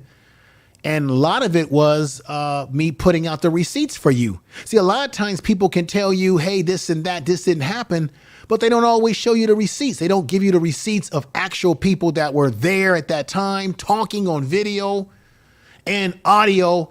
And I think I did the best I could to provide that for you. Pharaoh says that, unfortunately, he was not able to make it on the show today in the physical. Would have loved to have had him up here in the physical to say what he said in the audio, but I had the audio from his channel to be able to display this. And Pharaoh says that he's got a great channel, great man. I think he's into veganism. He's one of the first to really promote veganism on YouTube. He's very much into natural eating and foods and things of that nature. He lives in Chicago, comes on at all times of the day, whenever he does, to talk to you. And all he does is turn on his camera and just give you the wisdom of all his years of living. Okay. And he keeps it real. Pharaoh says that. And I love him. And maybe I'll be able to get him on the show with the help of Brother George Makem, who knows him very well. He can co-sign for me to get him on so that I can interview him. I've been wanting to interview him a long time. I think one time he sent me, I wrote a message to him, either in the chat room or somewhere, and he said, just get in contact with me, you know, if you want to get me on the show. But that was a long time ago. He's probably forgotten about that. And I unfortunately didn't follow it up, but I'm going to follow it up now and get him over here. And I want to thank you all out there again. Let me look in the chat room, all these lovely people that we have here today. Thank you. Let me read a few names before I end, because I was supposed to end a long time ago. And I didn't want this to go as long as it has. But you know what? Information is important. Knowledge is important. And I really appreciate all of you. So we've got My Holy King says Webster. I don't know what Webster. Are you talking about Webster Dictionary? What are you saying? Jerry's Kids. Okay. Okay. Indian Exposed Investigator says, let's do a part 2. Okay. Well, we'll see how things turn out. You know, I have a lot of content that I want to do and I want to bring to you. I just haven't had a chance to do it all because, you know that I'm dabbling in different channels. So I'm wearing all different types of YouTube hats, as you already know. Excuse me. And I'm hungry too. We got last call here saying Empress Queen Goddess. Check her out. Tory Brain Games. Make sure you check out his channel too. He says, good show. Thank you, brother. I want to give him a clap. And put him on the screen here. Thank you, brother. Thank you very much. Let me say Mike B. I like that. Kiss my Converse. He got the brother that was in what was it, the last, what was it, the Last Dragon? I don't know. My brain cells right now because I've been going about an hour here. But thank you for coming over. He says, yes, part 2. Keep the ball rolling. Okay. We'll see. I don't know because I think I put a lot of information out already, but I'll see what we can come up with. We got Little Hurdle who says you broke it down with a fun chat audience. Yeah, this is the thing about my audience over here. This is the best chat room in the business. One of the things I always pride myself on is just saying to people in the chat room, let people express themselves. It's okay if they have a difference of opinion, but if they go in there and they're being disrespectful and they're spamming the chat with repeated words, then you get them the hell out of here. But I don't like drama on my channel. I don't like people bringing drama from other channels onto my channel, arguing with other people from something that happened on another channel. Keep that away from this channel. I don't want that. Okay. Every now and then I may have a panel. What time is it? It's 5:49. Let me cut. I'm gonna drop a link if anybody wants to talk. I gotta disconnect from because I know they're gonna have somebody coming on live over there. So I'm gonna disconnect from Roku TV right now. Everybody in Roku TV, thank you for watching. I know my time is up because there's another BS3 program that's coming right up right now after me. So I'm disconnecting, folks, but thank you for watching the program. All of you out there in Roku TV, thank you.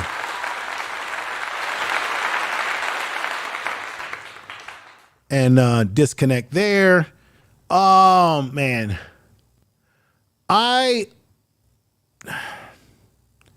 This is probably against my better judgment, but I think I'll drop a link. It can't be a long time. Just come up and make your statements, whatever you want to say. Be right to the point because I can't be on too much longer because I'm hungry. I mean, I'm hungry as all get out right now, and I'm a little tired too. But let me drop a link. I'll be fair to see if anybody wants to come up and say a few words, and it must be brief because I can't do an hour panel. I can't be on here for another hour, 2 hours. I just can't. I can't do it. So I'll drop a link if anybody wants to at least come up, say a few words, give their piece. But let's keep it. But this is my key thing here. You see, I didn't have to be disrespectful to other ethnic groups. I just put out the receipts. We don't need to be disrespectful. We don't need to, be nasty. All we need to do is show our receipts. The most damning receipt that I showed today was the receipt of the 1950s when they were breakdancing and dancing in similar ways to breakdancing in 1950. The other one that I read earlier was 1925. Should I bring that back up here again? 1925. There was a guy by the name of Earl Tucker, a.k.a. Snake Hips, a performer at the Cotton Club. He's the inventor of a dance style similar to today's hip hop moves, incorporating flats and sides into a break dance similar. And I already showed you a video in the 1950s of black people moving and using break dance moves.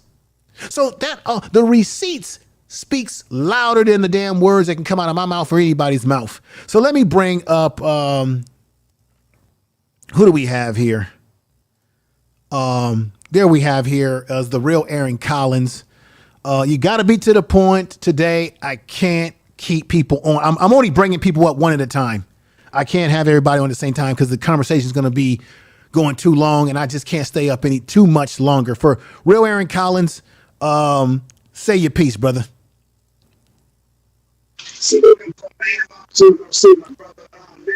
Uh-oh, we're having some audio problems. You're coming through kind of not good there. Yeah, go ahead. Yeah, man, this has been a great chat, my brother. You're talking about hip-hop history, and this is something that they won't tell you in the mainstream society because a lot of our stuff has always been co-opted anyway, but I appreciate the history that you been given with the pop locking and stuff like that. Fred Rerun Berry for what's happening. He made pop locking pretty popular back being on the show, but he was with the LA Locking. That's the one I was talking to. What's my man? He's got the YouTube channel. I can't even think. I'm so lost for thought here. The brother, he's got a YouTube channel and he does art. He's a drawer. Brother Art New Style. Peace out to him. Peace to him. Okay.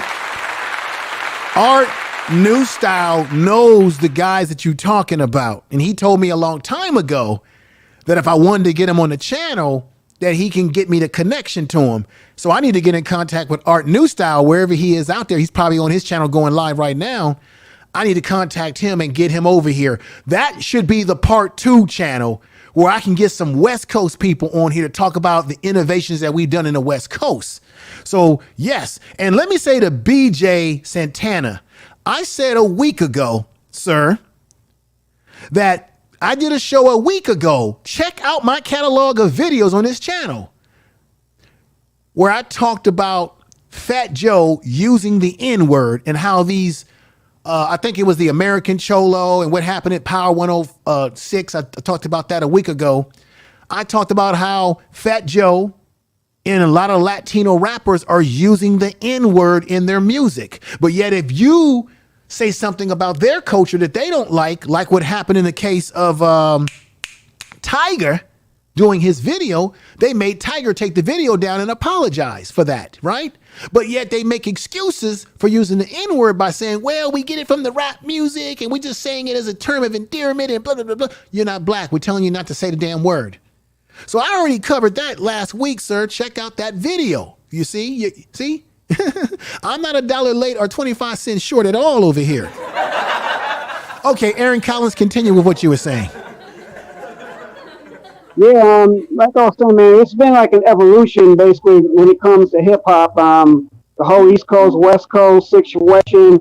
Now, where I'm from, Chicago, though, we got into hip hop rather late. Like Chicago, we've always been like in the middle. We didn't get the popularity that say LA and New York did.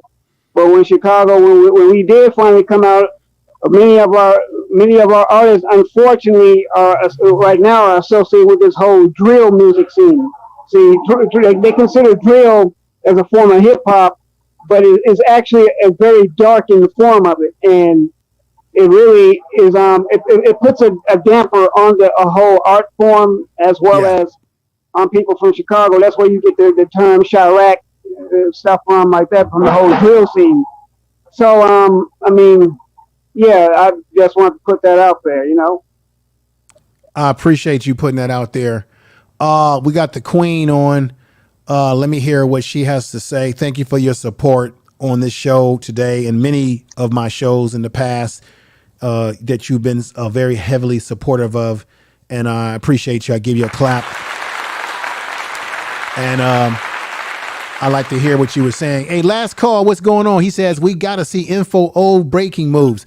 I'll be honest with you. I was a better strutter than I was than a break dancer. I did break dance, but strutting was I was better at that. That was you know, when you have a breakdancing crew or you go out and you break dance, everybody is kind of good at something.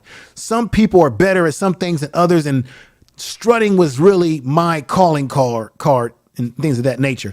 But Queen, what you got to say? Oh, nothing much. Just, you know, I appreciate everything you do for us. This was a wonderful show as always. As I said in the chat earlier, we can always look forward to a great show over here on your platform. Oh, thank you. Because you're going to always bring us the facts. You're always dropping gems, and I greatly appreciate it. I greatly appreciate you. I'm looking forward to the comedy show now that's supposed to be coming up next. Well, look, I haven't forgot about it. Yeah. Everybody definitely check out Empress Goddess, her YouTube channel. Go over there and subscribe. Give her some support. I appreciate you. Next week is going to be an incredible show. Thank you. Next week is going to be incredible with the person, Aaron Collins. You know the man that I'm talking about. Yalpo has a book that he's written. He kind of gets into black science fiction, that kind of writing. But he put a melanin element into it, and he's going to come over here and talk about the book, the process of writing books. He's an independent author, and we're going to promote his book and what he's been doing. And he has a YouTube channel as well, and you know him very well, as I do. And he's a big supporter of the show as well. So we're going to have him on next week. And then I need to get Black Man Unfiltered into the rotation over here. And then I got to bring my man Sahel Speaks Back into the fold over here. Of course, I got to get We Know What We Know podcasts on, and many, many, many casts of people that we got to get over here and and talk up a storm of different topics. Everybody, if you have not had a chance, please go over to the Information Man Speaks podcast and look at the video that I did on the issues around what's happening with Aries Spears and Tiffany Haddish. It's a damn shame. That video is getting great views. Go check that out. That's the podcast channel where I go live every other night. And I only go live on this channel once a week. But on the other channel, you can get content from me every other night. And this is the beauty of it. My live streams are only about an hour to 20 minutes long. I'll keep them short because that's a podcast format. Very short, to the point podcast, audio podcast with nice visuals for you to enjoy watching as you're watching the program. So thank you for those of you who go over and subscribe to that channel. I also have Info Media Live, which is a channel that will help you to build a YouTube channel. Check that out as well. It's a small channel, but I'm doing the best I can over there and this channel over here. So thank you, those that are still hanging around. Aaron Collins, do you have anything else that you want to say before I end the show now? As always, Info Man, I appreciate you, brother. You've always put out the good, like you said, the good information, the great topics, and you do a lot of polarizing stuff. But you know what? You talk about stuff that a lot of other people don't talk about because everyone else is stupid, senseless as gender war, and you come and talk about real facts. Right. I don't really have time to talk about. I know people like to have these conversations about, or there's guys on YouTube who like to talk about what's with women and black women in relationships. And I can talk about, I like talking about relationship stuff on Sir Hale's platform and Black Men Unfiltered because they do it in an intelligent way. I don't need to get up here and scream and talk down on my women and all that sort of stuff. It's not leading to anything that's going to get us anywhere. That's our problem. We're talking down to each other when we should be talking to each other. So I don't really have any desire to do that. Now that kind of content can get you 1,000 people over here, 100, if I really wanted to ratchet up my content to that level, check this out, real Aaron Collins, go on my YouTube page and scroll down to the YouTube shorts. I dropped a video with Kevin Samuels. It got about 2,000 views, 200,000 views and more. And it's Kevin Samuels saying out of his own mouth, he's speaking to the camera and he's saying, this is before he started doing what he did. And he says, hey, if I do a video where I'm talking down about women and talking this way, I'll definitely get a lot of views and a lot of likes and a lot of things will start buzzing for me. He admits it out of his own mouth. This is not talking ill of the dead. This is what he said. So Kevin Samuels even knew when he was spending more time talking about men that, you know what? Maybe this is what I need to do is start talking about women because nobody's listening to me when I'm talking about men. That's the formula. He said it out of his own mouth. And so I'm saying to you, if I did the same thing in a way, I can probably get a lot of people over here like that. However, it would be bad for my digital reputation. I was talking to Nappy Yankees coming on board now. I was talking to Yalpo about this the other night. That you have your reputation in the community, meaning people who know who you are in the community, and then you have a digital reputation. Do you want your digital reputation to be one that's based in negative vibrations? See, I want people when they think of my name to come away with thinking this is a brother that's giving knowledge and a brother that's very positive and things of that nature. I would rather have that digital because if I was to pass tomorrow like Kevin Samuels, nobody on YouTube can say, well, Info was ratchet. They will remember me as someone who did try to put down some good information. I want a good digital reputation with my people. With my people. That's what I'm talking about. Nappy Yankee, thank you for coming up, brother. All right. Rocking the beautiful Jamaican flag and everything like that. Go ahead and speak, brother. All right. Let me make it brief. A couple of things. First of all, with hip hop. Yes, sir. I never thought about, the lineage or who started. I just knew that it was black folks that started hip hop. You know, and just, but I do want people to understand this. First of all, when Busta Rhymes said what he said, Yes. he said American culture. He didn't say Black Americans. It was he was speaking about, he was really speaking about white American culture. And I just find it interesting that white Americans themselves, when they talk about how America's built, they always talk about how the immigrants came over and built the country, and they've added all their flavor, and Black people seem to go against that. All right. Okay, but by no means am I saying that Black Americans, I mean, to me, it doesn't matter. Like, I was on another platform, Psychopathias, and we had a long conversation about hip hop.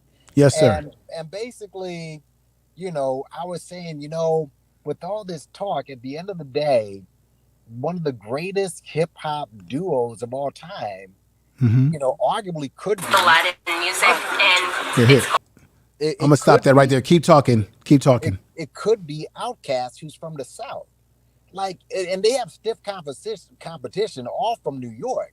But right. I'm like thinking, who cares? No one Well, cares about that. As far as Fat Joe is concerned, yes, sir. Listen, we're talking hip hop. Okay, there's a difference between hip hop and rap.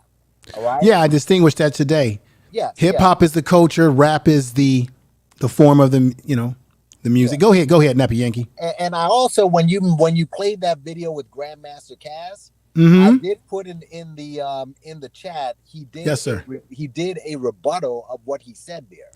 And what was the rebuttal, Nappy Yankee? The rebuttal was basically saying that Latinos were right there, and he sort of scolded himself, saying, I put my foot in my mouth sometimes. So okay, but when we say they were right there, what we're saying is they weren't the creators of the music. They joined in after they saw what we did. Now, I had the definitive first Latino DJ, or one of them, in Charlie Chase.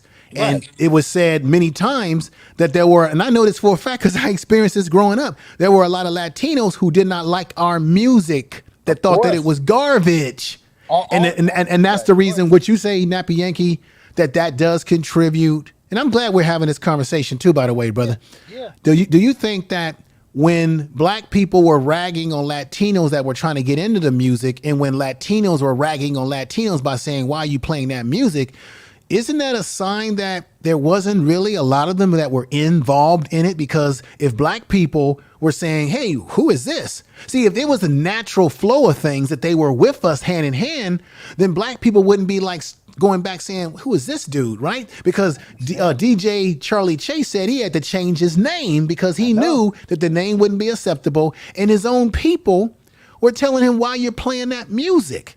So all I'm trying to say, Nappy Yankee, is that I'm not saying that Latinos or Puerto Ricans and Jamaicans and other people didn't add to the rap element, but we got to be, see, that's the reason why I stayed in the 70s today. I wasn't going to get into the 80s, because once you start getting into the 80s and the 90s of hip hop, then that's when it does begin to change to a certain degree. I wanted to stay in the area of the foundation of it.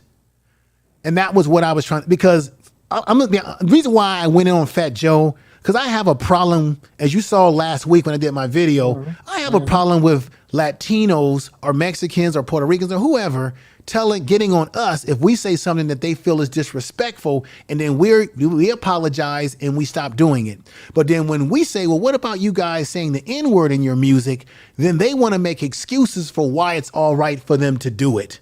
I know, and he was wrong, and Remy Ma was wrong to co-sign them and all of that. I mean, you're right on that. Here's all you need to know about Latinos and their contribution in hip hop as far as MCing.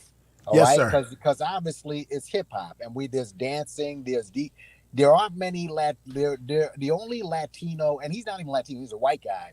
DJ is DJ Muggs. You're not going to find too many Latino DJs. After Big Pun, there's like a huge drop as far as Latino spitters, and you can't name 10 out of the 50 years of rap.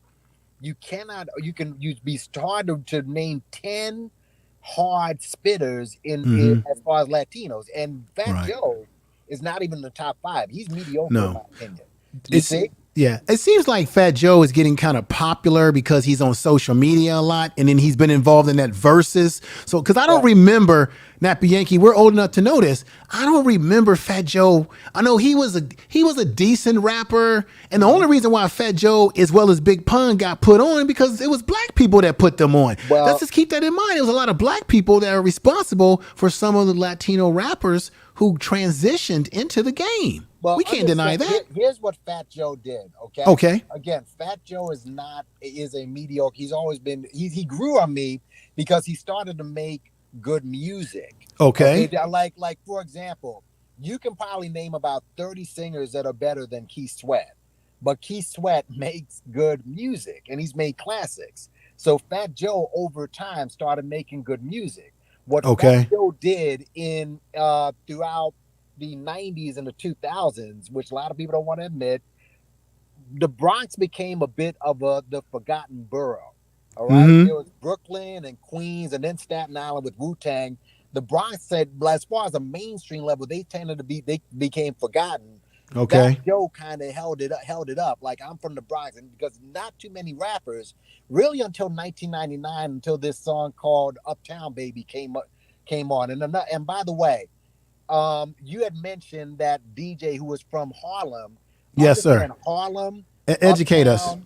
The South Bronx, they're pretty much the same. And people like Africa Bambaataa, he's from the South Bronx. Okay, but Nappy Yankee, do respectfully to you, because I know you live in New York, so you have a better understanding of the ground. But however, we're talking about what the ground was like. We can't go by what the ground is like now compared to what the ground was like in the 70s.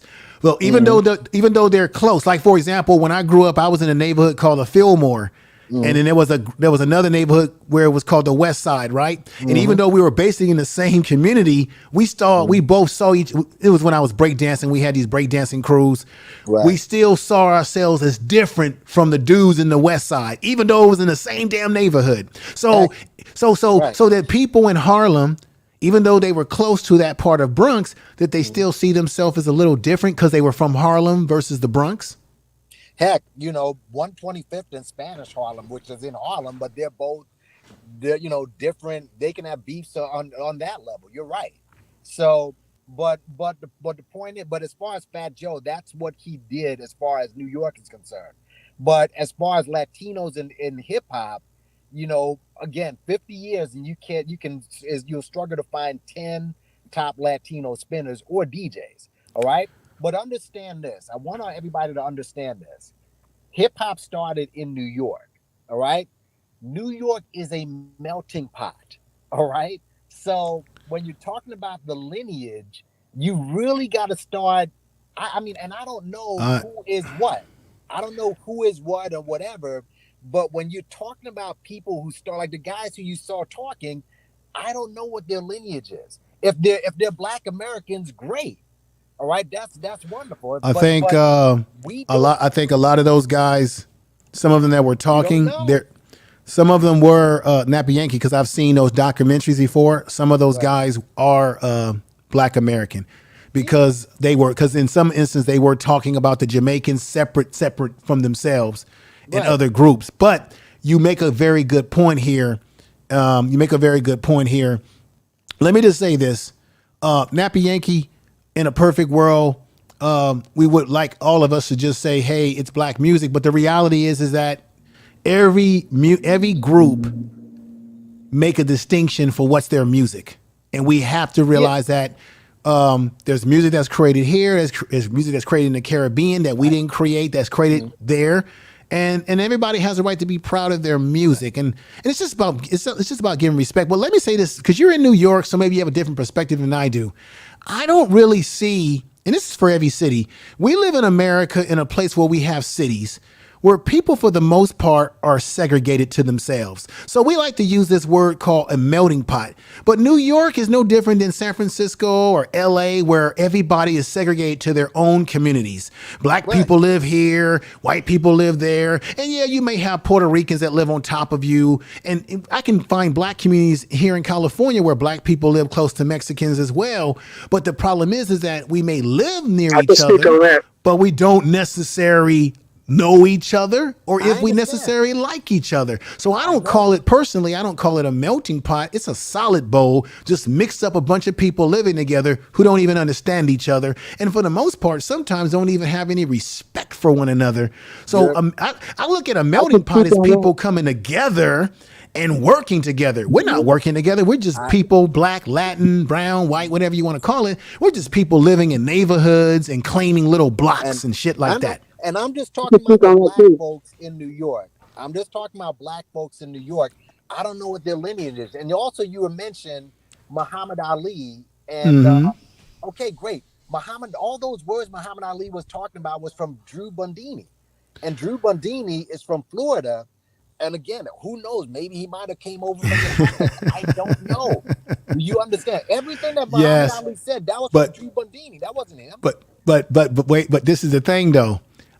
We can say that Drew Bundini gave him some words, but we know but we do know that Muhammad Ali had a flow. He had a flow. You can like Nappy Yankee, you can give me some words, and if I can't flow it with style, those words don't mean nothing. Listen, Nicki Minaj is Trinidadian, and that's enough. Okay. Did you know that all the top female rappers have Trinidadian descent? I don't know if you know that. Nappy Yankee, I'm not arguing about female. I'm not making the argument about female rappers.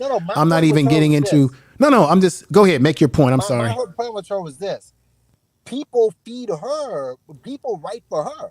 She has the flow, so I respect that. Okay, I respect that. I mean, I'm not. Look, we know that at this stage of the game, we know that there's people from all over the diaspora of the world who are heavily involved in the rap music now, and they are adding their influence.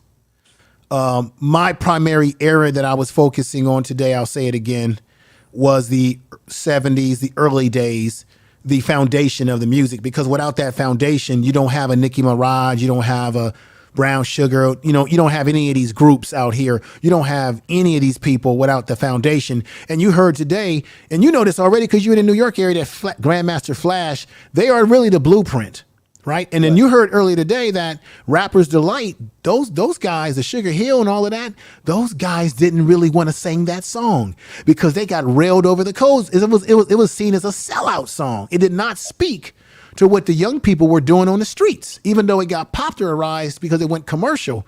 So, I mean, I think this is, look, it's rich history. It's great history.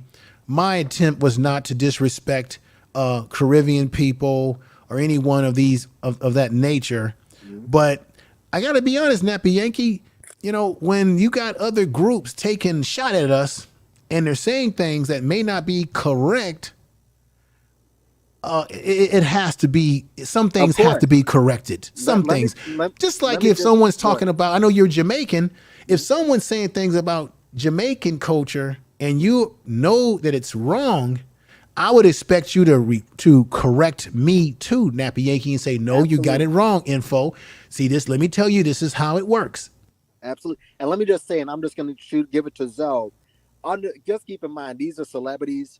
Yeah. Okay, at the end of the day, they say a lot of stupid shit, so I don't pay any of them any mind. But unfortunately, whatever these guys say tend to have weight. So then now we have this ridiculous conversation. Not ridiculous. I'm just saying this debate where So I understand. I just don't remember.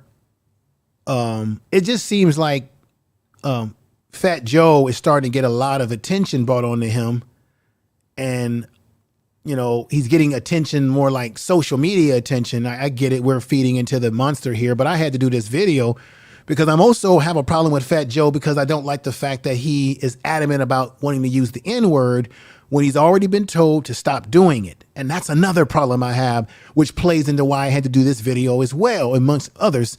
But let me do this, brother. I'm glad you came up. I don't know who Zoe Morris is, but speak your piece. Hopefully you're not a troll or something, because if you're a troll, I won't get you out of here immediately. Because I don't know who you are. I have not seen you in my chat room before, and you come up on board. So what are your thoughts? What's going on with you? No, I be in your chat all the time. Okay, I just didn't know, brother. I just got to be careful because you'd be surprised. I was over on my man George Makum's channel earlier today, and somebody came in there and then they did something real foul. Go ahead, brother. No disrespect to you. I just had to be, sure. Oh no, I understand. Well, like I said, I have been, calling around on different, podcasts and platforms, and I was speaking on this topic. I feel that a lot of the, the revisionist history. Like I said, they talked to a lot of the early, people that was in hip hop, and like I said, it's without a doubt, from just from looking at the information that has been presented so far, this is, is without a doubt a Black American musical genre, or whatever the case may be. You did have people from other groups and other nationalities that came later on. Yes, sir. And came within the art form and within that music, and like what's the name? They talked to Crazy Legs, and Crazy Legs was talking about the breakers, and he talked about like that. So he said for somebody to take a liberty of trying to say something 50-50 is ridiculous, and it's not historical.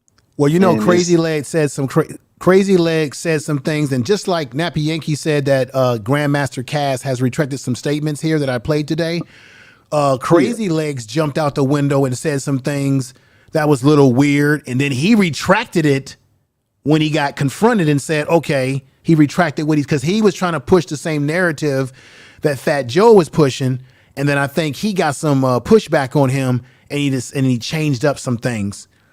Because this is the thing, man. The thing about okay, go ahead. Crazy Legs that I heard, he was on Star Report.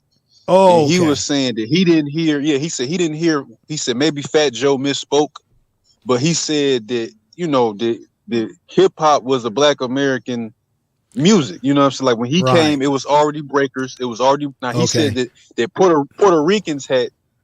He brought the I think he said the backspin down to the ground. And, it's different things that he brought to breakdancing. No, they didn't bring anything. I just showed video tonight on this channel. Black people were doing spinning and all kind of shit in the 1950s. You also had people doing what we would call similar breakdancing moves in the 1920s. Okay, I'll give you the name. We got Earl Tucker, aka Hips. This man. So I showed footage tonight of black people doing breakdancing type moves tonight. So these were black people. So no, they're not the founders of any of this stuff. That's my point. They didn't create it. They emulate it. Well, that's what I'm saying. I'm saying that like I said, we know that. I was just speaking to the point that a lot of the revision. Yes, sir. I feel like this. A lot of the revision has come just because, again, with hip hop and with a lot of things with Black, because like I said, I separate hip hop culture from Black American culture. Okay. You know what I mean? Like, to me, hip hop, from my understanding growing up in the 90s and stuff, hip hop was supposed to be entertainment. Black American culture was supposed to be something separate. But listen, I'm just get this out. I'm listening to you. I'm listening. I'm saying from my understanding, because when C. Dolores Tucker and a lot of Reverend Abernathy and these different people, Calvin Butts, Calvin Butts, and these people came up against hip hop. Right, this I remember was supposed to be something separate from actual Black American culture. But like I said before, as far as hip hop and rap music, this is a Black American creation. I'm not. Right. I recognize these other groups was in it, but I just saying that we know that I'm saying that the reason why you have this revisionist history with like a Busta Rhymes and the Fat Joe is because at the end of the day, it's with any group of people, it's always about the promotion of your culture up front. Right. And a lot of times, promoting your culture up front, and a lot of times when Black American culture was so strong, these people came in and had no thing but to follow behind. Since we've been having little hiccups in the home and hiccups with the identity and some of the sellout stuff that has been going on, and we've been kind of stuttering and buffering and having our problems. These other groups, you know, again, you see a people that's kind of, you know, going through some things and going through some, you know, the way they identity and these different type of things, and these other groups are now coming to the forefront. Because I feel like when Lord Jamar came out, he came out and he said that Eminem was a guest in hip hop. And the Negroes jumped on him. Oh man, hip hop is for everybody. You know, people attacked him for saying that. And, you know, Lord Jamar made an apology and this different type of thing. Well, but at the end of the day, he was right. You know, he was right about what he was saying. He And never apologized. I don't Let me just say this. I think we have to keep this in mind. We have a generational divide here. Depending on when you grew up in the hip hop and rap will determine how you see rap music. So if you only grew up through rap music through the 90s into where we are now, then you will have a perspective that, hey, it's for everybody because you're seeing everybody doing it. But if you grew up through the 70s and early 80s when it was mainly us doing it, and you got a chance to see the pioneers or see them at the early stages, because I remember rap music before it was even being you didn't have any albums. You just had people going to underground parties and basement parties and things of that nature, right? Or you had dudes on the corner that were scratching records and you were like, man, what is that? Or you were outside on some linoleum breakdancing and people were looking at it like, what the hell are we looking at? So if you didn't grow up through that era, which is why I think what Cass said, what Van Silk said was correct. If you didn't grow up through that era, then your perspective of rap music is going to be different than someone who's growing up in rap music today. And their idea of what hip hop culture is, it has changed into being this, what we would think is a melting pot of different people. I had the chance to grow up through some of that earlier era. So that's why I sort of have the view that I have. And that means that we're all biased to who we are and where we were when. And that's just the truth. We're all biased to that. And I got to be honest, Nappy Yankee made a good point. You know, hey, how many of those guys were foundational? And we got to be honest, when we listen to older people talk, of course, they want to say that their stuff is the best, right? Every generation is going to claim, just like in basketball, that we were better than the next generation. We were better basketball players. You know, you had Wilt Chamberlain saying, oh, I could have scored 100 points on these guys today. We don't know that. These guys, you can make an argument, are better athletically, right? So rap music has evolved in so many different ways. Do I like how it's evolved today with the drill music and the gangster stuff? No.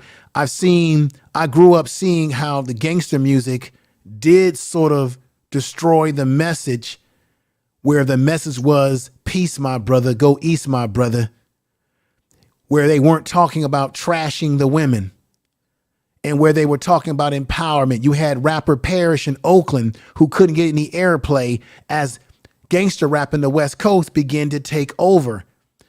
And we saw a change in the vibrations of how we as people think. Now we're whispering and singing songs that are these gangster songs, when we were once singing X-Clan and Public Enemy, and we were once singing songs from LL Cool J like I Need Love.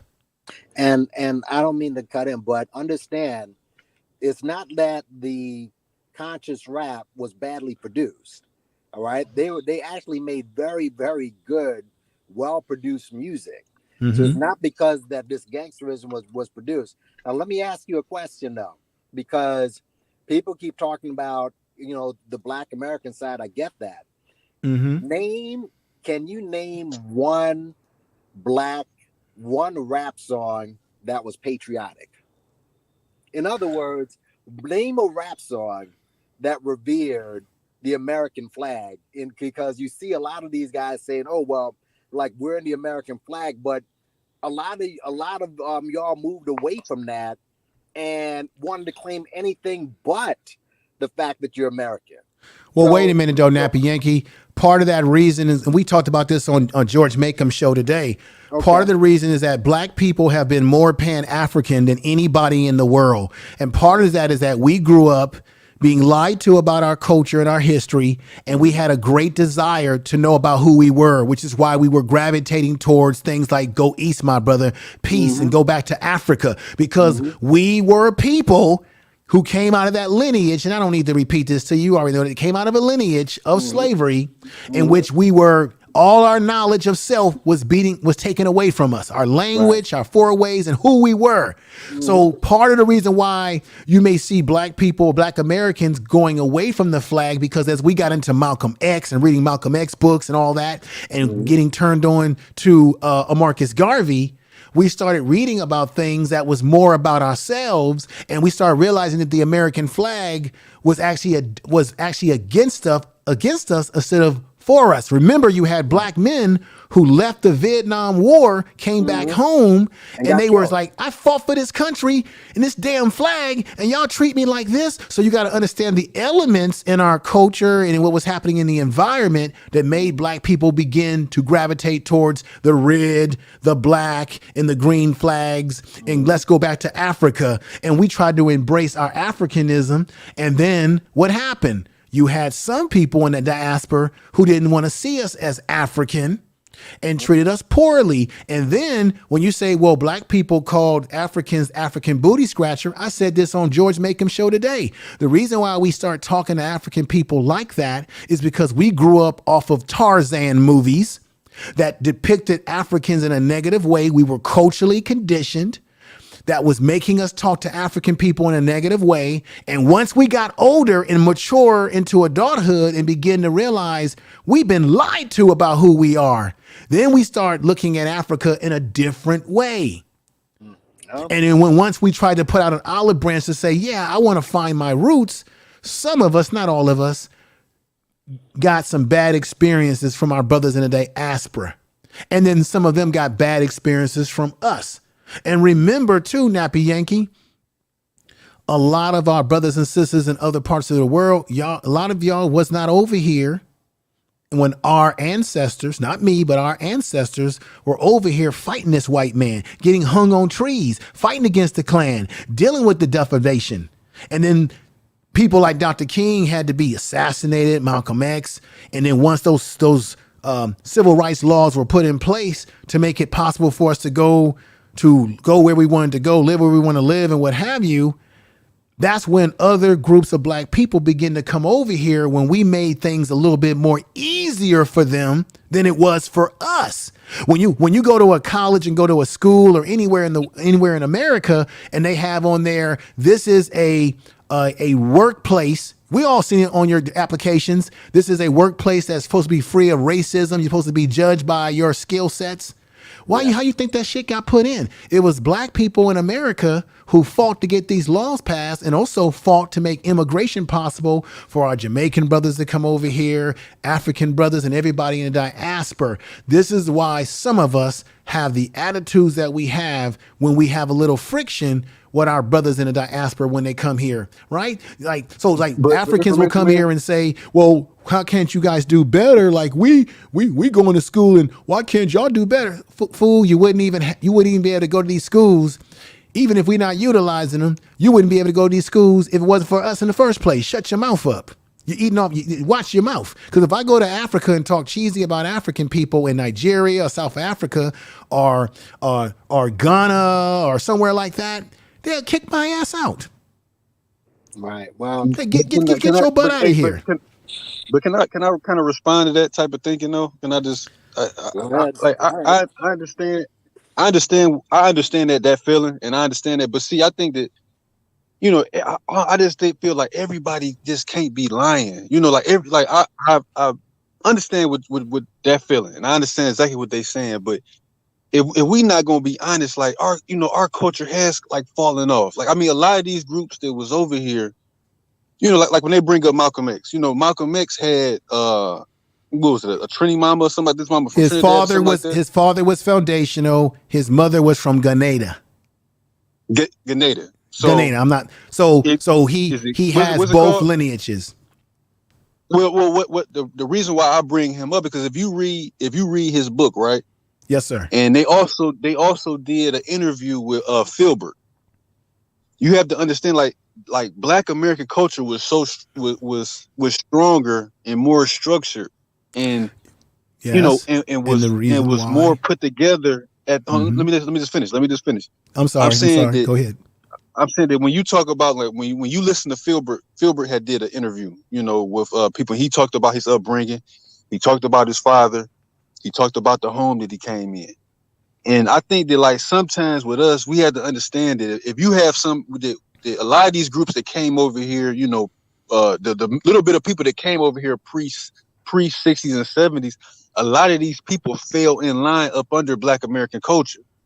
And I'm saying that now in 2022, we're wondering why we're not getting a certain type of respect, but it's like at the same time we have to understand that we've fallen off. Like if you were somebody that's coming over here, whether you coming as an immigrant or somebody that got ran out your country, if you can hold together a family of 5, if you can, if the men can work together and have businesses and do certain things that us as a people can't do, it's like, well, that's just a weak culture. We could just come and push them right up to the side and step up.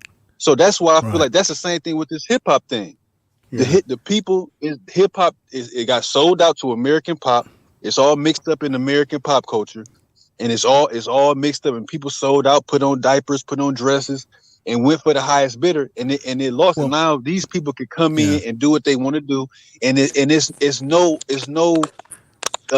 authorship or like Black American people trying to check people in hip hop is when all the people that's making the money, it's the white folks in it, the Right. Jews and stuff like that. So it's like, well, white people have always, that's not a new theory. White people have always made money off of everything that we done. You can go back to vaudeville when Black people were tap dancing, the Nicholas brothers. They've always made money off of us because they control the economics of this country. Jewish people were making money off of us.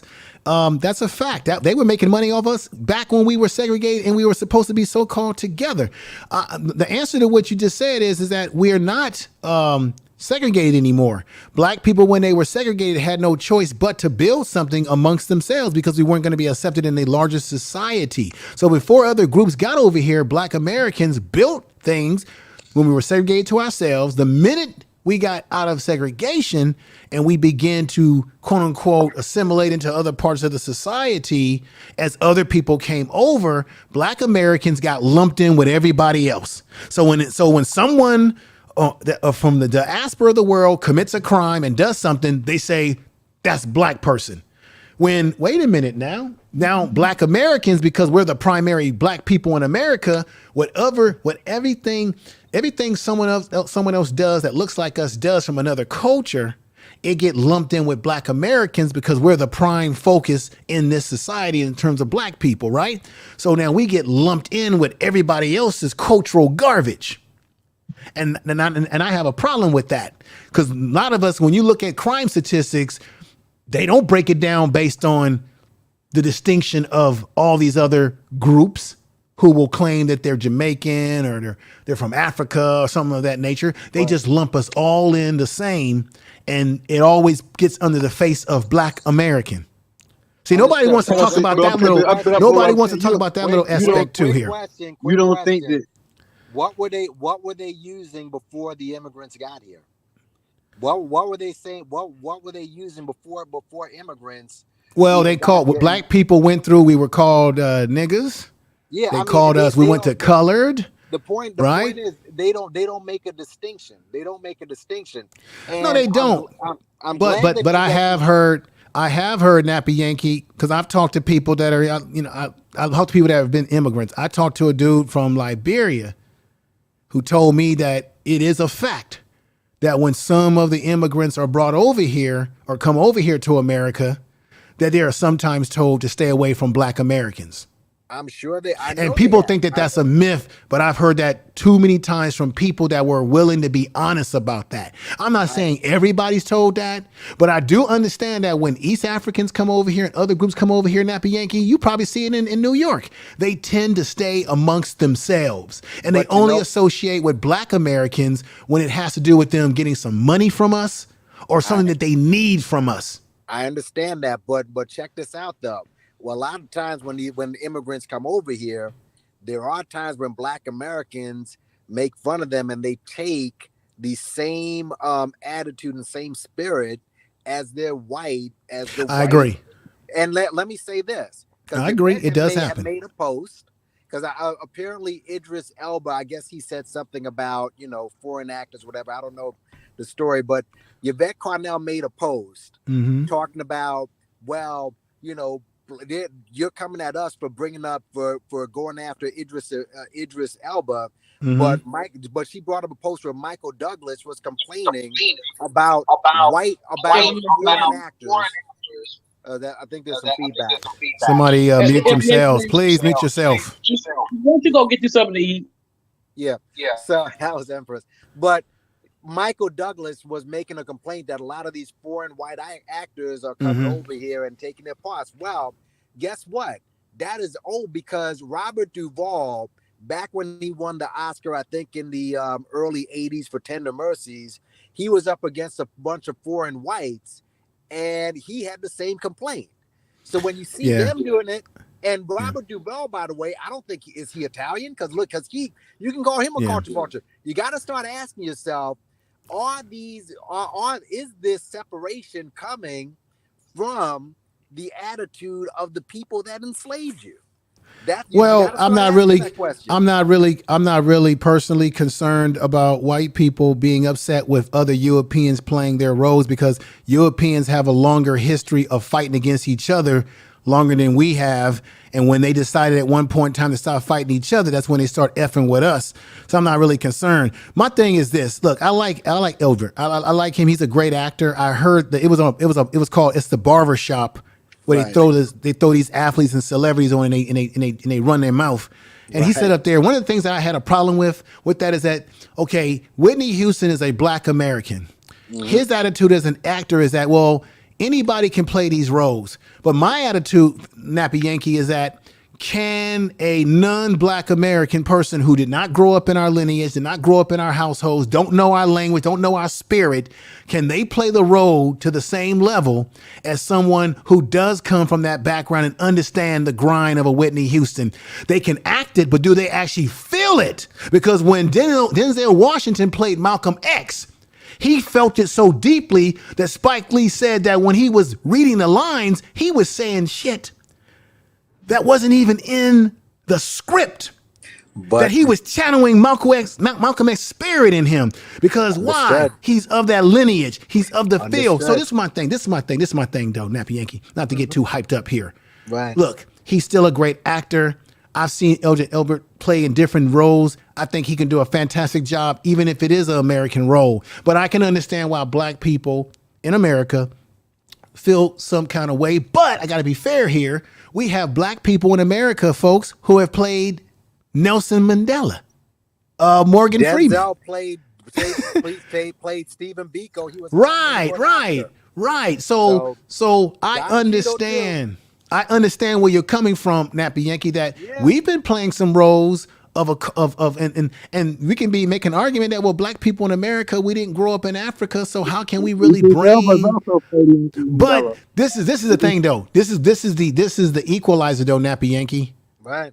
But you do know this is where we can equalize it, though. Even though he played these roles in Morgan Freeman, you do know a lot of black people in America were heavy into what was happening in South Africa. When I was in college, we were the main ones protesting, getting pulled in jail, standing in front of the dean's office. We were the main ones hollering, "Stop apartheid." So in some way, Denzel Washington playing that character, or not a character, but playing that man, black people in America, we was pumping the Pan-Africanism. We was pumping the spirit of free South Africa. So this is the difference. This is the difference, my brother. Aldrich, I can't even say his name correct. You actors in the UK can play our roles, but we don't see we don't see black folks in the UK pumping for our stuff over here like we be pumping for other people in the diaspora. That's the difference, Nappy Yankee, that we be putting up protests. We be pumping and rocking and saying, you guys got to stop what y'all doing to our people over there. We hardly ever see them rocking with the spirit like us about our people, brother. That's the difference. I have family in the UK. I've been to the UK. That's not necessarily true. Okay. Nappy Yankee. I will take Nappy Yankee, because I respect you a lot. Yeah. I'm gonna take what you say respectfully. Right. With you maybe, or you are telling the truth. So I'm not gonna sit up here and say, no, Nappy Yankee, you wrong, because I don't know. You would know better than I do. But we can, Mac Yankee, we should probably do a show and go deeper into this. I got to end the show, folks, because I got to fix some videos for my young one. I can hear her. Yeah. Thanks for having me up, though, man. This was really useful. I appreciate it. But Nappy Yankee, though, anytime you want to do a show, and I think me and you need to do a show together where we can get rid of all the myths and then accentuate the realities. Right. You get what I'm saying, brother? Yep. And I have no problem with that. This was good. No malice to anybody, to ill wills, and every people I was going back. There's no malice here. Like I said, hip hop is you're good, you're good. If you're not, you're not. We all know who the main guy who spark plugged this argument, and I'm not even gonna mention the name, but again, this was actually good. This was healthy. I get it, but that's not. But I don't know that individual isn't a reason why I did the video. I just didn't appreciate what. Now, where I differ with you, when Busta Rhymes was talking about no culture, but he did lean on. I didn't hear him say that rap culture and culture has been mainly pushed by Black Americans, Jamaicans, and Latinos. He focused on the Latino thing in the Jamaican situation, and then even turned around and said that the Latinos allowed him to be himself. So he did sort of dished. He indirectly, if not directly, dished us, Nappy Yankee. He did, sir. Okay. Listen, Info man, can I speak for one? Go ahead, brother, because I've got to end this. I've been I went way over than I wanted to go. I just wanted to say, I know you way over. No, but I mean, I really don't like that. These other groups playing certain people. I didn't like Cynthia Erivo playing Harriet Tubman. I mean, not to hate on them, because I thought that the one dude that played 12 Years a Slave, what's his? I can't think of his name. He's a British guy, Nigerian guy, whatever, British African guy. That would be Chiwetel Ejiofor. He's a British Nigerian. I know what you're talking about. Yeah, he did a real good job. Daniel Kaluuya, he played Fred Hampton too. Daniel Kaluuya played Fred Hampton, and he made some disparaging remarks about Black Americans, saying that we should stop talking about racism and slavery and stuff. And he's a British Ugandan. So, and that's a very serious problem. That's what I'm saying, that some of these people that are playing the roles of well-known Black people, when you go on their Twitter timeline, they're talking cheesy about Black Americans. That's why a lot of Black people was going after some of the immigrant and Black folks because of those reasons. Well, that's why I said I really didn't like Cynthia Erivo playing, Harriet Tubman. I really don't like them playing certain people. Now, if they do a good job, I'll be like, because I thought the 12 Years a Slave was a real good job and stuff. It was a real good movie. But I mean, I really don't like that. I really don't like seeing them play role. Certain people that's that's special, in Black America. I don't like that personally. Right. But, let me do this. Like I said, I'm sorry that I have to get off. Could you have a show? Could you have a show about the culture? Because I was trying to, because when they say, because to me, when a lot of these groups say that Black America don't have a culture, I kind of look at that like how Black women say, I don't need a man. So I just wanted to hear. This is what I'll do, Zoe Morris. This is what I got to do. I'll do a show like that and do a panel discussion, and I'll welcome you to come up for that as well. I've got to end because family is calling right now. And so I'm going to have to end this. I hate to end abruptly like this, but I want to thank you all for coming up. Real Aaron Collins, Empress Queen.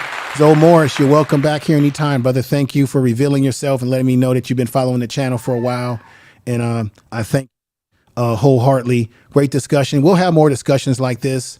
And I think we do need to do a show about culture and culture voting as well. So you've just given me an idea. We'll figure out how we can get that all set up one of these weekends, and hopefully everybody will come out strong for that type of show. So everybody take care. I've got to get out of here, unfortunately. Peace.